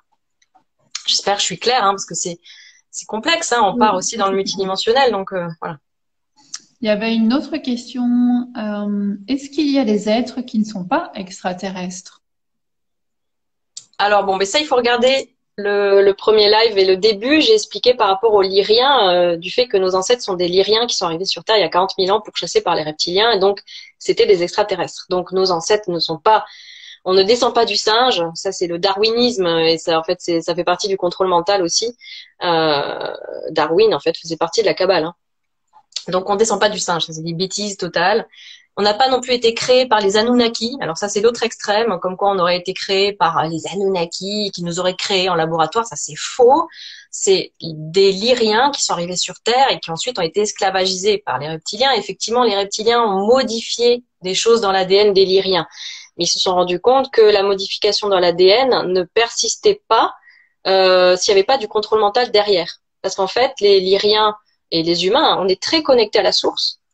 Et donc, le fait d'être très connecté à la source, la modification qu'ils faisaient en laboratoire sur l'ADN des Lyriens, au bout d'une ou deux générations, l'ADN revenait à son état naturel originel. Donc, ils se sont rendus compte qu'en faisant du contrôle mental, donc de la limitation, nous dire qu'on est limité, impuissant, tout petit, qu'il y a un dieu extérieur, que machin, qu'on est seul dans l'univers, qu'on est victime, nanana, on met tout ça. Ils se sont rendus compte que ça maintenait les modifications génétiques, les limitations en fait qu'ils avaient fait sur notre ADN, ça les maintenait, parce qu'en fait, en étant limité psychiquement, on se limite notre ADN, puisque l'ADN est le reflet de la conscience. C'est pas l'inverse, d'accord? C'est la conscience qui crée l'ADN. D'accord? On n'est pas déterminé par notre ADN. Ça, c'est du déterminisme. Et ça va avec le darwinisme et voilà, ça fait partie du contrôle mental, tout ça. Donc, tout ça pour dire, je sais plus pourquoi je parle de ça. Mais donc, oui, parce qu'on parlait justement des non-extraterrestres. Oui, qu'en fait, on est tous extraterrestres, on est tous des Lyriens. En tout cas, l'être humain, biologiquement, il est Lyrien à la base, d'accord? Même s'il a beaucoup évolué au cours des 40 000 ans. Comme je disais, l'ADN est passé de 12 brins à 2 brins, avec ce contrôle mental, ses limitations. Quelques modifications en laboratoire, mais finalement, c'est principalement le contrôle mental qui a modifié notre ADN et qui l'a fait passer de 12 brins à 2 brins. On est passé aussi de 24 paires de chromosomes à 23 paires ou 22 paires. 22 paires, la plupart des êtres humains, et puis 23 paires pour, je sais plus si c'est 1 sur 1000 ou 1 sur 10 000 êtres humains ou qui a 23 paires. Bon, bref. Mais en tout cas, on avait à la base 24 paires de chromosomes, 12 brins d'ADN en tant que lyrien, d'accord? Et maintenant, l'humain n'a plus que 2 brins d'ADN et 22 paires ou 23 paires dans des très rares cas de chromosomes. Et les starseeds peuvent avoir, donc les starseeds ont 24 paires de chromosomes, mais la 24e paire peut ne pas être activer, réactiver. Donc c'est important pour les starseeds de se réveiller en fait, de s'éveiller à eux-mêmes en fait. Hein, c'est simplement s'éveiller à soi. Et en s'éveillant, ils réactivent leur 24e paire de chromosomes et ça donne ce qu'on appelle des super pouvoirs, c'est-à-dire qu'on réaccède à plein de choses, à la télépathie, et tout ce qu'on appelle clairvoyance, clairaudience, clairsentience, enfin voilà, tout ce qui est médiumnité. J'en sais rien. Il y a plein de choses à citer. Bon, après, le voyage astral, je sais pas moi, la vision à distance. Il y a des tas de choses en fait qu'on sait faire en tant que starseed, mais c'est notamment grâce à cette 24e paire de chromosomes que voilà, ont enlevé les reptiliens dans notre ADN, mais qui voilà, ça s'est maintenu en moins, j'ai envie de dire, grâce à leur contrôle mental. Voilà, après pour les 12 brins d'ADN, je suis pas sûre qu'on ait, alors on les a, mais je suis pas sûre que même en tant que starseed qu'on les ait réactivés parce qu'il y a quand même cet effet de la matrice 3D qui nous maintient dans des fréquences basses et qui fait qu'on peut pas avoir les 12 brins réactivés. C'est pour ça que c'est important soi-même de se mettre en conscience 5D, de sortir de cet inconscient collectif de basse fréquence, de limitation, de victimisation, etc. Donc c'est pour ça que tous les starseeds qui sont dans le refus d'incarnation, faites attention parce que du coup vous êtes dans la victimisation. Je suis désolée de vous dire ça. C'est important d'accepter votre incarnation ici, de savoir que vous l'avez voulu. Tout ça je l'ai dit dans le premier live. Et c'est en se mettant comme ça dans cette conscience 5D, donc beaucoup plus élevée, et si on est suffisamment nombreux, on va pouvoir la manifester à l'extérieur. Et là, on pourra vivre en 5D. Mais la 5D n'est pas un lieu, il n'y a pas une nouvelle Terre en 5D qui nous attend. C'est simplement la manifestation de notre conscience, ça se manifeste à l'extérieur. Mais pour l'instant, le problème, c'est qu'il y a la majorité du collectif de l'humanité maintient une réalité 3D, de basse fréquence, etc., de croyances limitantes. Non seulement parce qu'il y a cette matrice artificielle, mais c'est surtout une matrice qui est mentale, c'est surtout un inconscient collectif. Voilà. Donc, le jour où on deviendra la fréquence dominante, les starseeds notamment, grâce à cette conscience 5D, on pourra enfin la manifester à l'extérieur et donc on pourra vivre dans un monde 5D. Mais ce ne sera que le reflet de notre conscience qui deviendra majoritaire. Je sais pas si je me fais bien comprendre. Donc là, oui, on pourra récupérer nos 12 brins. Et là, ça peut prendre 7 ans de manière naturelle. 7 ans? Oui. Tu peux peut-être expliquer à toutes ces personnes, peut-être qui ne savent pas comment en fait se mettre en connexion avec la 5D? Alors la 5D, c'est un état d'esprit en fait. C'est pour ça que je dis pas moi dimension, je dis densité, parce que densité, en réalité, c'est en fait plus on expanse sa conscience, plus on se libère de nos schémas limitants, plus on conscientise notre inconscient, plus on transmute ces parts d'ombre en lumière, plus on les intègre comme faisant partie de notre tout, comme l'univers d'ailleurs. Hein, l'univers, il intègre tout. L'univers, il dit pas ah non, toi tu rentres pas dans moi, tu restes à l'extérieur de moi. Non, toi t'es moche. Je te mets dans une petite pièce fermée à clé. L'univers, il fait pas ça. L'univers, il intègre le tout. La source, elle est tout. C'est le grand tout. Il n'y a pas de jugement. Il n'y a pas de toi t'es dehors, toi tu rentres. Bon ben alors soi-même, et ben même si c'est pas évident et qu'on peut mettre des vies entières pour y arriver, eh ben moi je trouve que c'est un bon objectif de dire je vais devenir comme l'univers. Puis de toute façon on est tous, chacun de nous est l'univers. Je vais intégrer le tout en moi-même et je vais devenir le grand tout. Je vais intégrer mon tout en fait, mon tout, mon propre tout. Et voilà, c'est ça qui s'appelle l'intégration, c'est intégrer son tout en fait, toutes ses parts en fait, n'en refuser aucune. Voilà. Et c'est là que du coup on peut être complètement dans la lumière. Voilà. Bon. Je me suis encore perdue. Attends. Du coup, Je posais la question comment rentrer en cinquième densité. ça y est, ça y est. Alors, donc, plus je conscientise mon inconscient, plus je mets en lumière mes parts d'ombre, je les intègre. Oui, c'est ça que je voulais dire, pardon. L'intégration, il faut savoir que l'intégration est la fréquence la plus haute dans l'univers. On croit que c'est l'amour, mais en réalité, l'amour, même inconditionnel, ben, c'est en dessous de l'intégration. Parce que l'amour inconditionnel, ou l'amour, hein, ben, il y a quand même le non-amour. D'accord? Il y a quand même, ça reste, même si c'est au top, ça reste dans une dualité. Alors que l'intégration, ben, elle est comme au top de la pyramide. Et en fait, l'intégration, elle intègre tout. Le non-amour, l'amour, les peurs, les colères, tout, la joie, la lumière, l'ombre. Et en fait, c'est pour ça que c'est la fréquence la plus haute, l'intégration. Donc, si je suis dans l'intégration, c'est pour ça que c'est important de pas toujours dire il faut être dans l'amour, il faut être dans l'amour, parce qu'en plus de dire il faut être dans l'amour, il faut être dans l'amour, parfois c'est justement ça qui nous conduit à rejeter nos parts d'ombre. Ah non, ça c'est pas de l'amour, hein, ça c'est pas de la lumière. Oh non, c'est de la colère, c'est de la peur. Ah non, caca, j'en veux pas. C'est pas de l'amour. Ah non, il faut vibrer qu'amour. Ben non, non, mais du coup là je suis pas du tout dans l'intégration et donc je reste dans la dualité et finalement je vibre pas si haut que ça. Les gens aussi, il y a des gens qui disent moi je vibre très haut parce que je suis tout le temps dans l'amour. Je sais pas. Ils ont peut-être plein de choses inconscientes qu'ils n'arrêtent pas de refouler parce que justement, il faut être dans l'amour. Et donc, toutes ces choses refoulées, ben, ça les maintient dans des fréquences basses parce qu'en fait, tous les traumatismes qu'on n'a pas réglés nous maintiennent dans les fréquences de ces traumatismes. Donc, du coup, plus je libère des traumatismes et plus j'élève mes fréquences. Plus je conscientise mes parts d'ombre et plus j'élève mes fréquences, d'accord? Plus j'expanse ma conscience, notamment en acquérant des connaissances aussi. Hein. Ça aussi, c'est un gros tabou. La curiosité est un vilain défaut, mais c'est faux, ça. C'est ça aussi, ça fait partie du contrôle mental. Au contraire, instruisons-nous, surtout maintenant, là, aujourd'hui, de nos jours. Hein, on est très dans la démocratisation de la médiocrité. Hein. Faut être dans la légèreté, la superficialité, la consommation. Je zappe. Oh non, faut pas. J'ai la flemme de lire.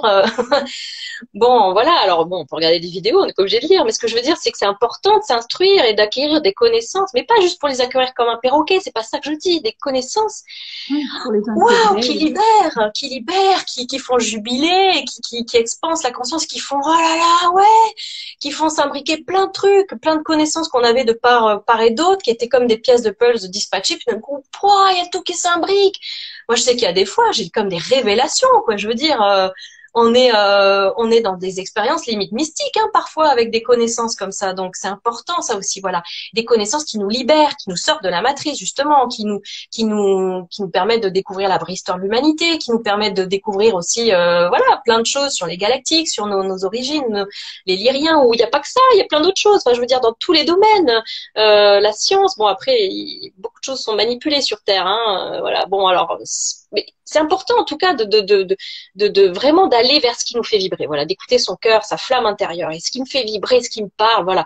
Donc acquérir des connaissances et sortir de ces croyances limitantes, sortir de ces schémas limités, donc prendre la vue de l'aigle, une vue de plus en plus aérienne, tout en étant incarné. Hein. Je suis pas en train de dire qu'il faut se percher, se désincarner, simplement en étant incarné, tout en pouvoir en puissant prendre tout en puissant prendre la vue de l'aigle. L'un n'est pas antinomique avec l'autre. On peut très bien être très ancré et en même temps être très détaché. On peut être très connecté à ses émotions et les accueillir au quotidien en soi et prendre soin de soi et en même temps être dans le détachement. D'accord? Les gens pensent qu'être dans le détachement, c'est être insensible. Ça n'a rien à voir. J'ai encore fait une digression. Donc, tout ça pour dire, ah oui, voilà, donc du coup, plus je fais tout ça, plus j'expanse ma conscience par des connaissances libératrices, etc. Bon, ben, tout ça, ça fait élever la fréquence. Alors après, évidemment, il y a l'hygiène de vie, il y a la nourriture, toutes les nourritures, en fait, ce que j'ingère, hein, comment je m'alimente, mais aussi comment je m'alimente visuellement, ce que je regarde, ce que j'écoute, les énergies des gens, les gens que je fréquente, mes relations, qu'est-ce qu'il y a d'autre? Tout, la musique qu'on écoute, enfin, ça passe par tout, voilà, les pensées, travailler ses pensées, mais pas dans le sens tout contrôler, tout bloquer, pas ça du tout. Simplement être conscient et dire ah ouais non là je pars dans des pensées négatives là, ça va pas du tout. Hop là, j'arrête. Voilà, être conscient à l'intérieur de soi, être observateur de soi-même à l'intérieur de soi, faire là tu pars sous l'emprise de ton mental ego, là ça va pas du tout. Là t'es en train de te fustiger, t'es en train de t'insulter là. T'as conscience que t'es en train de te traiter de grosse là devant la glace. Voilà, donc ça aussi, faire très attention à ses pensées, parce qu'on s'alimente avec nos propres pensées et on crée notre réalité extérieure en plus, parce qu'on est vraiment créateur de notre réalité. Hein. Quand je le dis, c'est pas juste une image, hein. On la crée réellement dans la matière. Hein. Nos pensées sont créatrices de la matière. Ça, c'est vraiment important. Sur Terre, c'est assez lent, cette manifestation dans la matière, donc on n'en a pas trop conscience. Mais dans d'autres densités plus élevées, la pensée, comme je dis dans le monde astral par exemple, qui est un monde désincarné, la pensée, elle est créatrice aussitôt. Je pense à quelque chose, je le matérialise aussitôt. Bon, donc tout ça permet d'élever ses fréquences. Et quand j'élève mes fréquences, du coup, on va dire que ma densité, voilà, est moins lourde. Donc c'est pour ça qu'on parle de densité. Et donc du coup, je peux aller mais c'est pas aller c'est en 5e densité. C'est pas, puisque comme je dis, c'est pas des lieux, c'est être en fait de 5e densité. Voilà, c'est un état d'esprit. Voilà, donc c'est un travail intérieur. En fait, il y a rien d'extérieur. De toute façon, l'extérieur n'est qu'une illusion, n'est que enfin, c'est pas une illusion dans le sens que ça n'existe pas. C'est matériel, hein. On l'a créé, ça existe. Mais dans le sens que, en réalité, tout est intérieur et que chacun est la source. Donc, on est la source. Et en dehors de la source, il n'y a rien d'autre. Donc, la source n'est que pensée. L'univers n'est fait que de pensée. Voilà. Et la pensée est créatrice de la réalité extérieure. Mais en réalité, tout est intérieur. Donc, si je travaille sur mon intérieur, je modifie mon extérieur. C'est la clé. Les personnes qui attendent que l'extérieur se modifie pour aller mieux à l'intérieur d'elles, elles vont pouvoir attendre longtemps.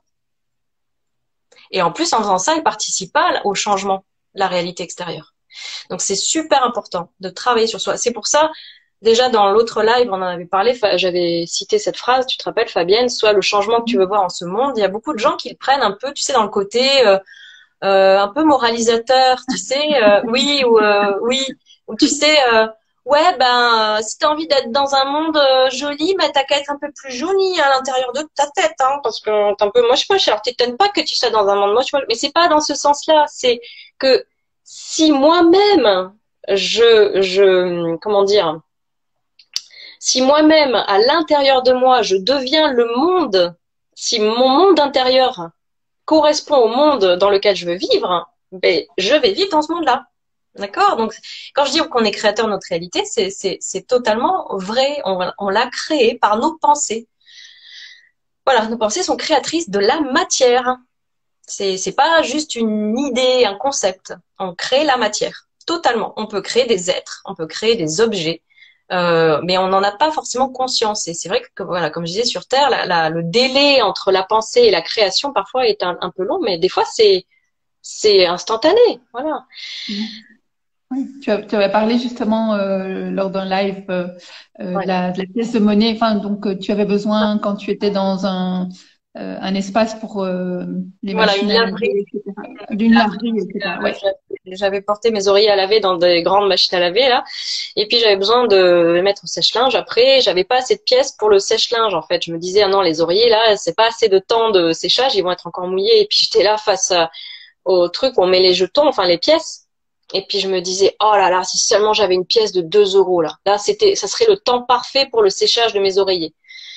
Parce que 2 euros, ça faisait, je crois, peut-être une demi-heure de plus, un truc comme ça. Enfin, voilà. Et j'étais là, oh là là. Et en fait, je me rendais pas compte, j'étais en train de la créer, la pièce. Parce que là, j'avais pas le mental qui faisait, qu'est-ce que tu crois, mais tu vas jamais la créer, ta pièce de monnaie, c'est pas possible. Ben non, parce qu'en fait, j'étais pas dans l'objectif de créer une pièce de monnaie. Du coup, il y a pas le mental qui est intervenu, il a rien compris, il était là. Voilà. Et donc, du coup, je l'ai créé, sans m'en rendre compte. Je me suis retournée, tout d'un coup, je vais, oh purée. Et il y avait une pièce de 2 euros, pile, devant l'entrée, là, comme ça. Je l'aurais vu en arrivant, il y avait que moi dans la laverie, j'étais toute seule. J'étais toute seule avant, quand je suis arrivée, voilà. Donc, je l'ai créé, voilà. Voilà, donc et je sais que j'ai créé aussi des araignées. Il y a une période où j'ai tout d'un coup C'est moins drôle. et j'ai pas arrêté d'en manifester. J'avais une araignée dans ma chambre pratiquement toutes les nuits. Un truc de fou quoi, mais une grosse araignée en plus hein, sur le mur. Et cette année j'en ai manifesté aucune. Pourtant je vis toujours au même endroit. Voilà, donc ce que je veux dire, c'est que on peut créer des êtres, des pièces, des animaux, des insectes. Et quand on pense que les reptiliens sont les créations des Lyriens, les Lyriens ont créé les reptiliens de par leur peur. Ils avaient peur du serpent, eux aussi, en fait. C'est une peur ancestrale, inconsciente. Et la peur, quand elle est inconsciente, tout ce qui est inconscient va beaucoup plus diriger notre vie et va être beaucoup plus créateur de notre réalité parce que justement, on le contrôle pas. Donc c'est d'où l'intérêt aussi de conscientiser un maximum son inconscient parce que sinon, on crée beaucoup avec notre inconscient. Et donc, on crée aussi beaucoup avec nos peurs, justement avec tout ce qu'on refoule dans notre inconscient. Donc, souvent, notre inconscient, ce qu'on y met, c'est un peu la cave, hein, ou la pièce qu'on ferme à clé, comme je disais. Donc le problème, c'est qu'on est beaucoup créateur avec ça. Du coup, on crée beaucoup avec nos peurs, avec toutes voilà, nos souffrances, nos démons intérieurs, etc. Les démons extérieurs ne sont que le reflet de nos démons intérieurs. Hein. Les démons, les reptiliens, les gris-maîtrés, j'en sais rien, moi, les djinns, on peut leur donner tous le nom qu'on veut, ne sont que la matérialisation de nos démons intérieurs non guéris, non transmutés en lumière, tout simplement. Parce qu'ils sont dans la cave et ils sont bien vivants en nous, donc ils sont bien vivants à l'extérieur. Tant que je les mets pas à la lumière, ben ils resteront, voilà, vivants et créateurs de cette réalité des démons extérieurs.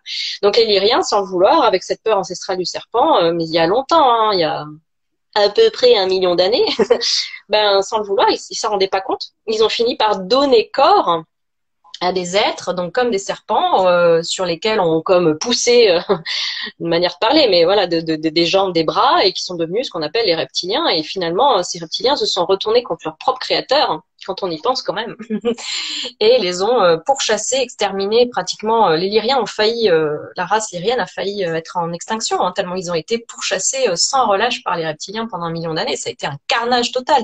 Des planètes entières qui ont été ravagées. Il y a des planètes où ils se sont retrouvés peut-être à 5 Lyriens cachés dans une grotte, en train de trembler de peur et de plus faire de bruit parce qu'il y avait les reptiliens qui rôdaient avec leur vaisseau ou même à pied, quoi, autour de la grotte. Enfin, je veux dire, il y a des trucs de malades qui ont été vécus. Et donc, ils ont été pratiquement exterminés par leur propre création. Ils ont créé les reptiliens eux-mêmes. Ils n'ont pas fait exprès. Parce qu'après, j'ai des commentaires, les gens qui disent « Ah là là, pourquoi ils ont créé les reptiliens ?» Alors, s'ils ont fait créer les reptiliens, pourquoi ils n'ont pas créé une autre race qui aurait pu tuer les reptiliens ou je sais pas quoi? Ou pourquoi ils n'ont pas créé des anti-reptiliens? Bah oui, mais le problème, justement, c'est que c'est parti tellement en cahuète après, pendant les guerres d'Orient et tout, que là, alors là, la peur du reptilien, alors là, elle est devenue exponentielle. Et là, non, tu peux plus arrêter le truc. Là, c'est parti dans un cercle vicieux et traumatisme sur traumatisme, et si bien qu'on est tous maintenant porteurs de traumatisme, qu'on en ait conscience ou pas, liés aux reptiliens. Je veux dire, c'est un truc de fou. Donc, c'est pour ça que c'est important. Et qu'il y a des personnes, même d'ailleurs aussi en science avec moi, qui se libèrent hein, de choses comme ça. Même ils revivent des vies de lyriens où ils se libèrent de traumatismes comme ça, reliés aux reptiliens. Donc, c'est important de se libérer de ces traumatismes. C'est vrai que pendant ces guerres, ils n'avaient pas le temps, ils n'avaient pas le temps de faire la thérapie, ou se mettre, non, je plaisante, hein, je parle pas qu'il faut se mettre sur un divan, mais j'imagine, voilà, le lyrien, là, qui là, oui, alors voilà, j'ai un traumatisme affreux avec un reptilien. Non, ils étaient en guerre, ils étaient en fuite, ils n'avaient pas le temps de se guérir, hein, donc, voilà, donc, voilà, tout ça pour dire que nous-mêmes, les humains, on continue de manifester ces monstres à l'extérieur. Ça peut être des reptiliens, mais ça peut être autre chose. Ça peut être simplement... Mais même nos gouvernements, nos tyrans extérieurs, nos dictateurs, mais ce n'est que le reflet de notre propre tyrannie intérieure. Comme je disais, quand on se laisse tyranniser par son mental égo, quand c'est notre propre mental qui fait la loi à l'intérieur de nous et qui fait sans cesse taire notre cœur et qui maltraite nos émotions et nous on est là complètement soumis à notre mental ego, on est là oui d'accord tout soumis comme ça et qu'on dit au cœur tais-toi tu vas l'énerver, on est complètement voilà on imagine comme un pervers narcissique là qui fait la loi à la maison et tous les enfants, la femme et tout qui se taisent, bon je fais un cliché hein, et puis même la femme qui va porter le plateau repas au pervers narcissique qui lui pose comme ça sur le plateau sur la table qui s'en va comme ça toute courbée, ben il y a plein de gens qui sont comme ça par rapport à leur mental ego hein, qui n'ont pas du tout repris leur souveraineté et qui se laissent complètement tyranniser, insulter tous les jours. Notre mental, quand on est rempli comme ça de choses non guéries, on peut avoir des haines envers soi-même, mais on est notre pire bourreau. Puis on n'a pas besoin de chercher des bourreaux extérieurs, on est souvent notre pire bourreau. On s'insulte, on se dévalorise en permanence. Moi je dis souvent aux gens, mais imagine si ton mental c'était une personne à côté de toi, qui est tout le temps en train de te dire, qu'est-ce que t'es con, oh t'es moche aujourd'hui, oh là là regarde-toi, ah mais t'as l'air bête, ah t'arrêtes, t'es quoi, tu les intéresses pas, tu vois pas. Mais on dirait, mais oh, tu dis rien, cette personne qui est collée à toi, là, qui dit toutes ces horreurs toute la journée. Bah là, oui, on dirait, mais dégage-toi, mais arrête de me faire chier. Mais là, comme c'est à l'intérieur de nous et qu'on s'identifie à ce mental ego, on croit que c'est nous-mêmes, on fait pas la différence, on prend pas de distance. Bah, on subit le truc, on est là, on n'a même pas conscience, en fait, d'avoir cette voix horrible à l'intérieur de soi.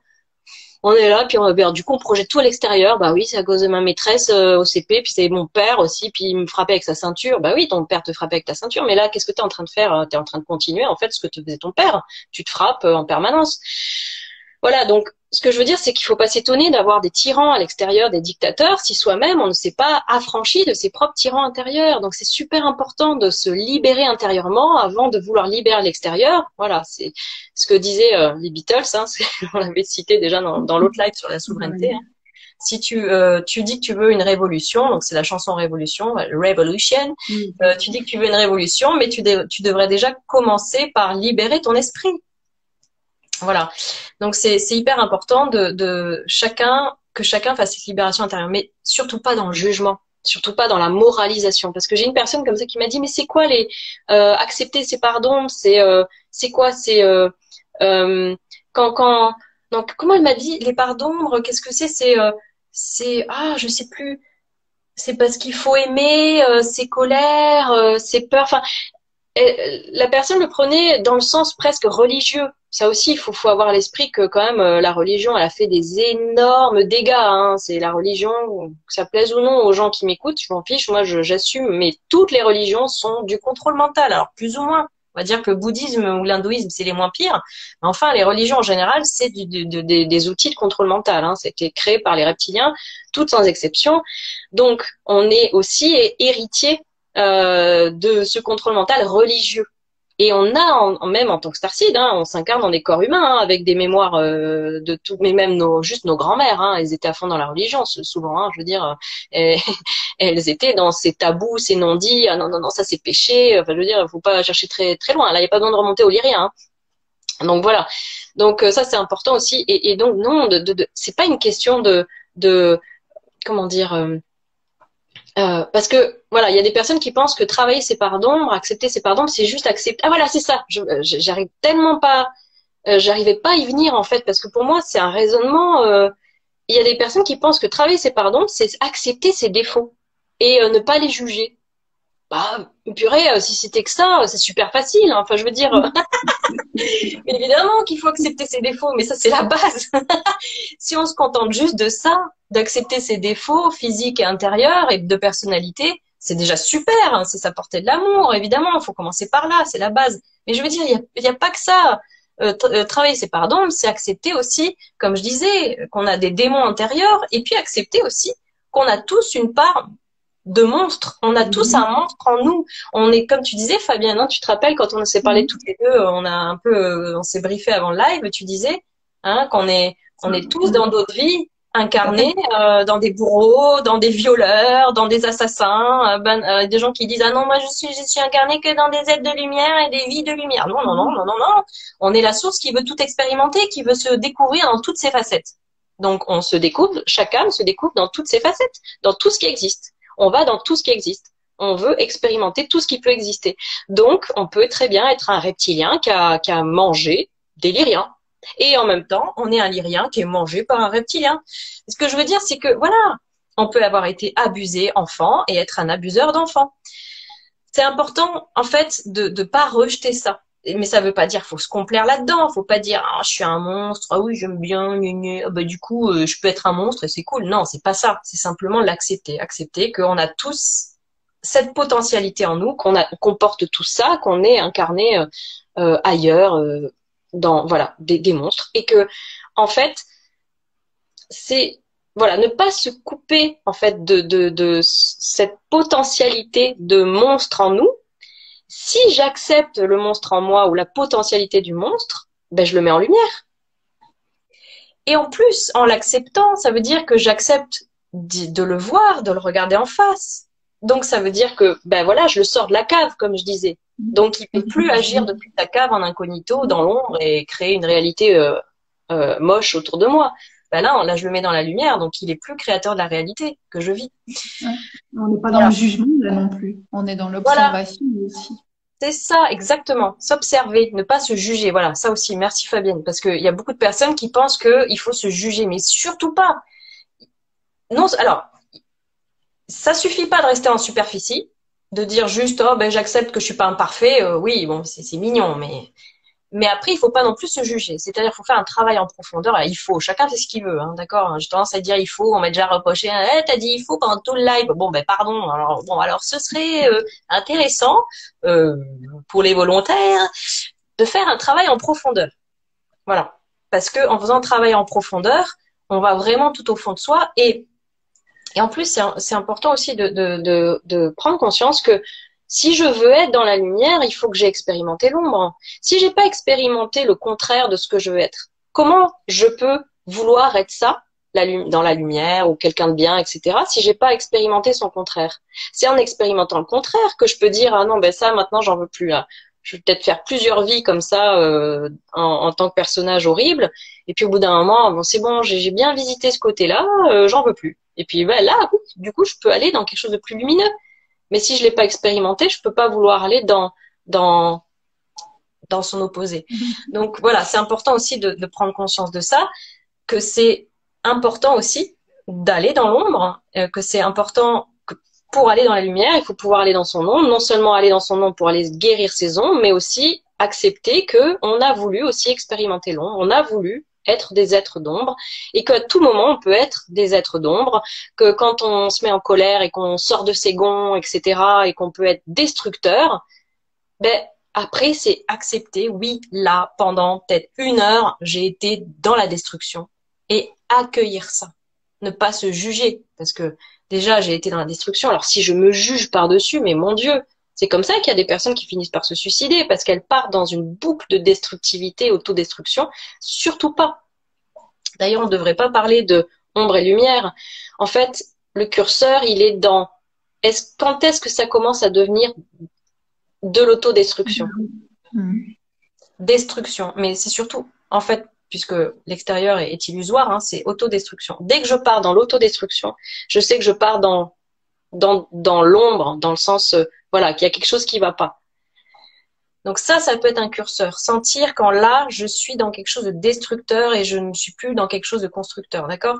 Donc voilà, ça peut être parce que sinon on est dans du flou et on reste du coup dans des choses extérieures, des schémas donnés par voilà, par exemple la religion, la morale aussi, hein, ça c'est un truc très terrien. Hein. Sur d'autres planètes, en tout cas les races avancées, elles n'ont pas des histoires de morale. Il y a de l'éthique, mais il n'y a pas la morale. La morale, c'est très religieux. Donc il y a beaucoup de personnes aussi qui se fient sur des choses extérieures comme ça, des schémas, ça c'est bien, ça c'est pas bien, nanana, non, non, non, non, non. Il faut revenir à l'intérieur de soi et sentir. Là, je suis en train de faire quelque chose qui est en train de m'emmener sur la pente destructrice. D'accord? Ouais, j'ai du mal à le dire, hein, une pente destructrice. Bon, ben, hop, allez, hop, je remets le curseur simplement et se pardonner. C'est super important. J'ai fait du mal à quelqu'un, je me suis mis dans une rage folle. Moi, ça m'arrive, hein. Mais je vais me pardonner. Je vais aller voir qu'est-ce qui a été réveillé en moi, quelle blessure a été réveillée. Donc déjà, en faisant ça, je me guéris. J'accueille cet enfant intérieur qui était encore en colère un instant T de ma vie ou d'une autre vie qui n'avait pas été guéri. Donc, je dis un enfant, parce que c'est souvent dans l'enfance, mais ça peut être l'adolescence, ça peut être... Je guéris cette part de moi. Et puis, je vais guérir l'autre en lui disant, oh là là, je te prie de m'excuser. Alors, c'est pas, on dit pas, ah, désolé, hein. Non, je te prie de m'excuser. Moi, je suis très à cheval sur les formules, mais parce que c'est important, parce que l'autre, il est pas obligé de nous pardonner, hein. Donc, je te prie, ou pardonne-moi, ou est-ce que tu veux bien me pardonner, mais voilà, désolé, bon, pour vraiment, mais il faut que ce soit sincère et dire à l'autre, voilà, tu sais, j'ai réalisé, en fait, ça m'a réveillé ça. Quand t'as dit ça, j'ai switché, je suis partie en vrille parce qu'en fait, je me rends compte, il y a ça qui a été réveillé en moi. Voilà. Et puis, on peut dire, faut que je le travaille, ou tu vois, on n'est pas obligé de revenir quand ça y est, on est guéri, hein, pour parler avec la personne. Mais c'est important. Et donc, la personne en face, elle peut être guérie, moi, je me guéris, et finalement, on refait place à l'amour, et donc, on n'est plus dans la destruction. Voilà. Donc, c'est ça aussi, accepter ses pardons, moi. Voilà. Accepter d'être imparfait. Ça veut pas dire se vautrer dans l'imperfection et la médiocrité. C'est pas ça. Ça veut dire que j'accepte que tous les jours j'aurai des moments d'imperfection et que ben voilà, c'est comme ça et je peux en profiter si j'ai envie pour voilà aller voir ce qui est toujours pas libéré, conscientisé, mis en lumière en moi, guéri. Voilà. C'est beaucoup de respect et d'amour et comme tu le disais tout à l'heure avec l'enfant intérieur. Donc l'enfant intérieur, la petite fille ou le petit garçon qui est en nous, enfin selon. Ben, est-ce que on traiterait en fait l'enfant d'un autre comme on traite souvent notre partie à nous. Donc c'est vraiment se rendre compte que cette partie de nous, elle a besoin, comme, enfin, tout un chacun, de respect et de beaucoup d'amour. Et on ne peut aimer les autres que si on s'aime soi-même. Non, mais complètement. Complètement. C'est exactement ça. Si on s'aime pas soi-même, on peut pas aimer les autres. On n'est pas dans un vrai amour envers les autres. On est dans la dépendance affective, on est dans la recherche d'approbation, la recherche de l'amour, mais en réalité, c'est parce qu'on ne s'aime pas soi-même et qu'on recherche cet amour chez les autres.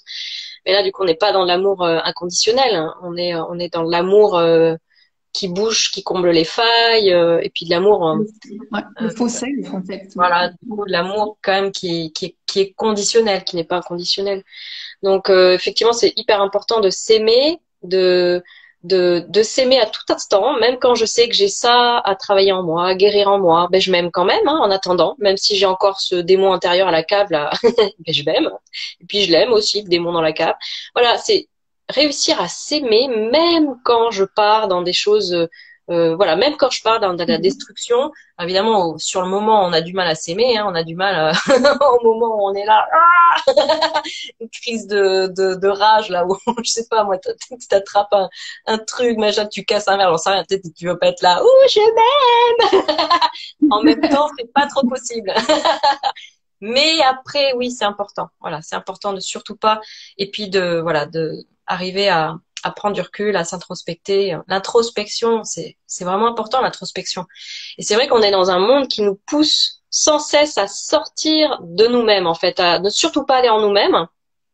Donc les personnes qui n'ont pas envie d'aller en eux-mêmes, en elles-mêmes, elles sont très à l'aise finalement dans cette société comme ça très superficielle. Parce que ça leur va très bien. On leur dit que tout est à l'extérieur, tout est dans l'avoir, tout est dans le paraître, tout est dans la performance, etc. Donc ces personnes, oh, ça les maintient là-dedans. Elles sont très bien, impeccables. Mais c'est important de pas se laisser embarquer par ça. Et les starseeds peuvent se laisser embarquer par ça aussi. Donc c'est important d'aller de savoir qu'en fait tout se passe à l'intérieur et de pas avoir peur d'aller à l'intérieur de soi. Comme je disais, c'est comme quand on est réfugié dans son grenier. Bon, bah faut arrêter à un moment donné d'avoir peur d'aller dans son salon, quoi. Je sais pas, tu prends une lampe de poche et puis tu vas dans ton salon. Ok, il y a plus la lumière, mais tu vas la rallumer. Tu vas aller au disjoncteur, tu vas rallumer la lumière. Ok, il y a des démons assis dans le canapé, ben tu vas leur servir l'apéro, des petites cacahuètes, tu vas discuter avec eux, tu vas les faire parler, et puis comme tu disais, ils vont se transformer de nouveau en petits enfants qui a peur, qui est en colère, qui est triste, etc. Et puis ils vont pouvoir aller faire dodo dans leur chambre et tout est voilà de nouveau en paix, en harmonie à l'intérieur de soi.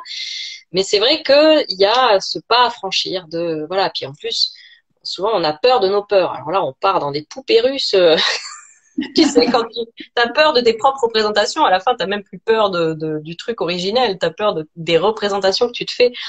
Oh là là, faut arrêter ça. Quand on sent qu'on part comme ça en poupée russe, ça peut aller très loin, hein. Il peut y avoir beaucoup de poupées russes, hein. Donc, revenir, en fait, et dire, mais en fait, j'ai peur de quoi? Voilà. Et finalement, se jeter aussi dans le bain. Souvent, je dis, faut y aller, quoi. C'est un peu comme quand on est à la mer et qu'on est sur un rocher un peu haut, là. Enfin, moi, déjà, 2 mètres, c'est haut. Il y en a qui sautent depuis 10 mètres, mais moi, déjà, 1,50 m, c'est haut. Bien tous les gens en bas, ils sont, allez, vas-y, mais saute, mais allez, mais ça va, c'est pas haut. Et puis toi, t'es là, oh, non, non, allez. Et puis alors, plus t'attends et plus tu dis, je vais faire un plat, je vais me prendre les rochers au fond, ça se trouve, c'est pas assez profond, je vais me racler le cul sur un oursin au passage. Et puis alors, tu te fais des films, et alors, mais au bout d'un moment, c'est foutu, tu peux plus plonger. Puis alors, les autres en bas, ils sont là, oh, ouais, c'est bon, ils ont laissé tomber, donc en plus, ils t'encouragent même plus. Puis alors, tout d'un coup, tu te sens nul, et puis alors, c'est fichu, quoi. Donc c'est pareil pour aller affronter ces démons intérieurs. Faut y aller en fait. Faut pas réfléchir. Parce que si tu commences à dire ah ouais mais il y a un démon, il est comme ça, il fait 3 mètres de haut, il est là.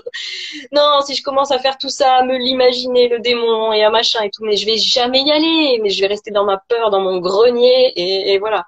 Donc faut y aller. Faut y aller, voilà. Et un peu de courage, quoi. Oui, ça demande du courage. Ça demande du courage de s'introspecter, d'aller guérir ses démons intérieurs, ses souffrances, ses traumatismes. Ça demande du courage. Ça, c'est clair. Voilà. Je vois qu'il y a plein de rires, hein. Ça me fait trop marrer. Des gens qui rigolent. C'est cool. Mais c'est vrai que ben, c'est quelque chose qu'on ne nous a pas appris, hein, c'est l'introspection, euh, justement. Et donc, c'est hyper important. Et donc, ce n'est pas rien faire, parce qu'on nous dit toujours qu'il faut faire, mais et que quand on est enfin, tranquille et qu'on, ben oui, en introspection, ben, c'est pas rien faire, au contraire, justement. C'est on intègre plein de choses et on a Voilà. besoin, c'est comme le silence, on en a besoin aussi. Voilà, exactement, Fabienne, tu fais bien de le dire. Des moments aussi où on fait rien extérieurement pour pouvoir aussi faire ce travail intérieur et pas être voilà tout le temps sur son téléphone ou vraiment lâcher le téléphone et partir aussi, oui, partir, même dans l'imaginaire, on a l'impression qu'on bulle comme on dit, mais ces bulles d'imaginaire aussi permettent d'intégrer des D'intégrer, connaissances exactement. ou d'aller transmuter des choses en soi. La nuit aussi, on le fait beaucoup. Les cauchemars aussi, ça c'est des émotions qui se libèrent aussi, des traumatismes qui se libèrent pendant la nuit, pendant que le mental, en fait, il est en train de faire dodo, il est là. Vous imaginez le douanier là, qui a à sa barrière là, qui est assis sur sa chaise et puis qui est en train de, qui s'est endormi, tu sais, pendant la nuit. Et là, il y a tous les traumatismes et tout. Ben, où il y en a un comme ça qui fait, allez, on y va, et vite, vite, vite, on passe la barrière, là, pendant qu'il dort, comme ça, et il passe la barrière du douanier comme ça en douce. Et le douanier fait comme ça. C'est comme ça qu'on se réveille en sursaut parfois, tu vois. C'est un cauchemar. Ben oui, le cauchemar, c'est ton traumatisme là. Il a profité là qu'il y avait plus de censure pour pouvoir se libérer une bonne fois pour toutes. Alors après, quand c'est des cauchemars répétitifs, c'est important peut-être d'aller faire une libération émotionnelle en plus. Effectivement, il y a quelque chose qui se libère pas complètement. Ça se libère mais en boucle. Parce qu'il y a quelque chose qui est pas complètement libéré. Donc c'est important aussi parfois quand on fait des cauchemars répétitifs ou avec un thème qui revient souvent, d'aller travailler ensuite en hypnose ou d'aller vraiment faire une hypnose régressive, pardon, régressif pour aller voir le régressif qui t'a causé ton traumatisme, pour aller libérer ça effectivement. Parce que parfois le rêve ne suffit pas. On va dire que le rêve, le cauchemar, c'est une façon d'expulser à l'extérieur. Comme je disais, vite, vite, tant qu'il n'y a pas de censure, tant que le mental, le douanier, là, il dort. Mais c'est pour ça d'ailleurs que voilà, Freud disait bon après il y a plein de choses à redire sur Freud. Hein, je suis pas en train de dire que c'est, mais voilà, en tout cas il disait que le rêve est la voie royale pour accéder à l'inconscient et c'est tout à fait ça. Donc c'est très intéressant aussi de se souvenir de ses rêves, de les analyser. Et puis chacun donne ses propres significations à ses rêves. Hein. Le dictionnaire des rêves et tout. Bon, oui, il y a des symboles qui appartiennent à l'inconscient collectif, mais enfin après, c'est quand même chacun aussi donne sa propre signification, c'est important. Enfin voilà, donc effectivement, ça peut s'exprimer la nuit en rêve, ça peut s'exprimer en acte manqué aussi. Pourquoi à chaque fois je rate ce rendez-vous? Pourquoi à chaque fois je fais foirer?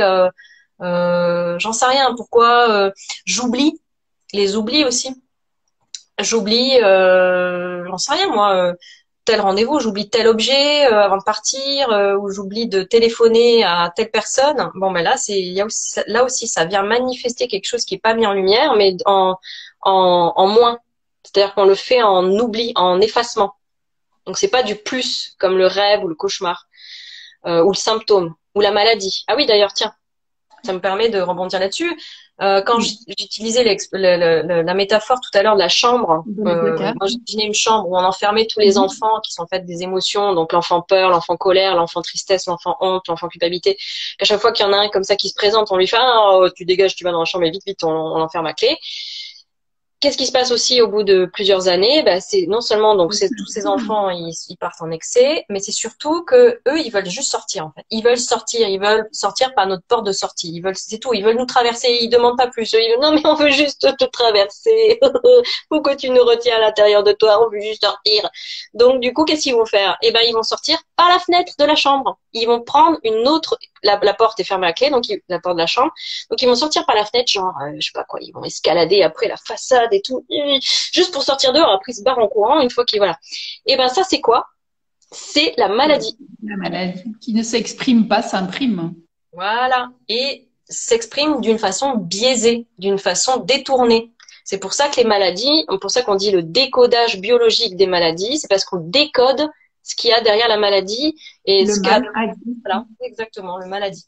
Donc, les gens qui ont des maladies, c'est quelque chose qui n'a pas pu se conscientiser, qui n'a pas pu s'exprimer, qu'on garde à l'intérieur de nous, refoulé, enfermé en nous, parce qu'on ne veut pas le voir, on ne veut pas l'accepter, on ne veut pas se laisser traverser par voilà. Donc ça, c'est important aussi. Et le problème, c'est qu'on est maintenu dans la lutte contre la maladie. La maladie, c'est l'ennemi. Et alors, qu'est-ce qu'on fait en luttant? Ben, c'est comme si les enfants qui sont échappés, waouh, ils ont galéré, quoi. Ils ont descendu le long de la façade avec des draps noués, machin. Ils sont en train de courir dans le jardin. Ah, vite, ça y est, on est libérés. Et là, tu fais, oh, tu les rattrapes. J'imagine la scène de film, tu sais, genre avec les chiens et tout, c'est un truc horrible. Et tu les chopes un par un et tu vas les remettre dans la chambre. Ça, c'est lutter contre la maladie. Ah ouais, non, là, tu vas pas guérir.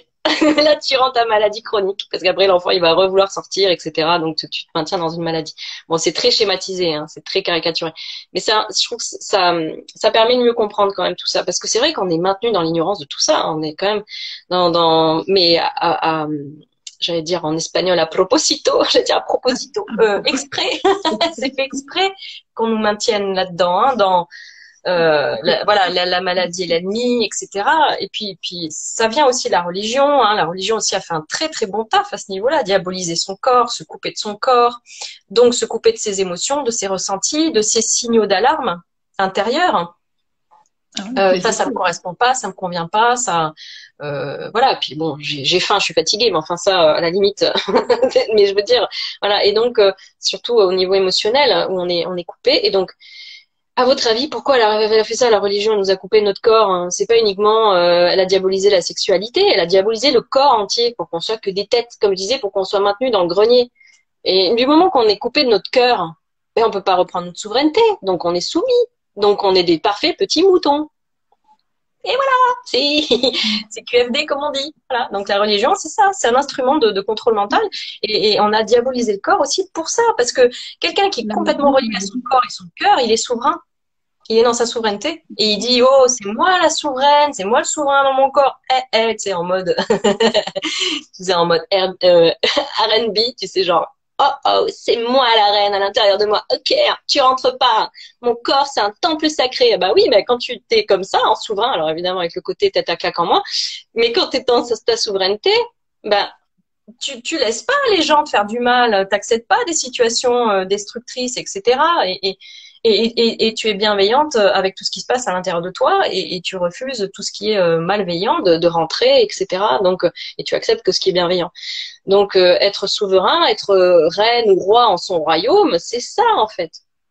Mais si je suis coupée de mon corps, si je suis coupée de mon royaume, si on m'a mis à la porte de mon royaume, et que je suis dans la petite arrière-cour, qui est le petit grenier là du mental, ben, je suis pas du tout. Non, je suis voilà, je suis plus du tout reine ou roi de mon royaume. Je suis, j'en sais rien. Je suis coupée, soumis, voilà, c'est ça. Donc c'est super important de se reconnecter à son corps, à ses ressentis, à ses émotions. Et ça, c'est un travail qu'on peut faire tous les jours. Alors la méditation aide beaucoup. Après, c'est vrai que le problème, c'est que quand on est très dans le mental, on a beaucoup de mal à méditer. Donc c'est un peu un cercle vicieux qui fait que du coup on médite jamais, mais du coup on se libère jamais de son mental. Alors il y a quelque chose qui est très efficace, moi que j'ai fait pendant des années, quand j'étais plus jeune, hein, parce que moi j'étais très dans le mental aussi plus jeune. C'est la sophrologie, et notamment la sophrologie caïcédienne. Donc ça s'écrit Caïcédienne, caïcédienne.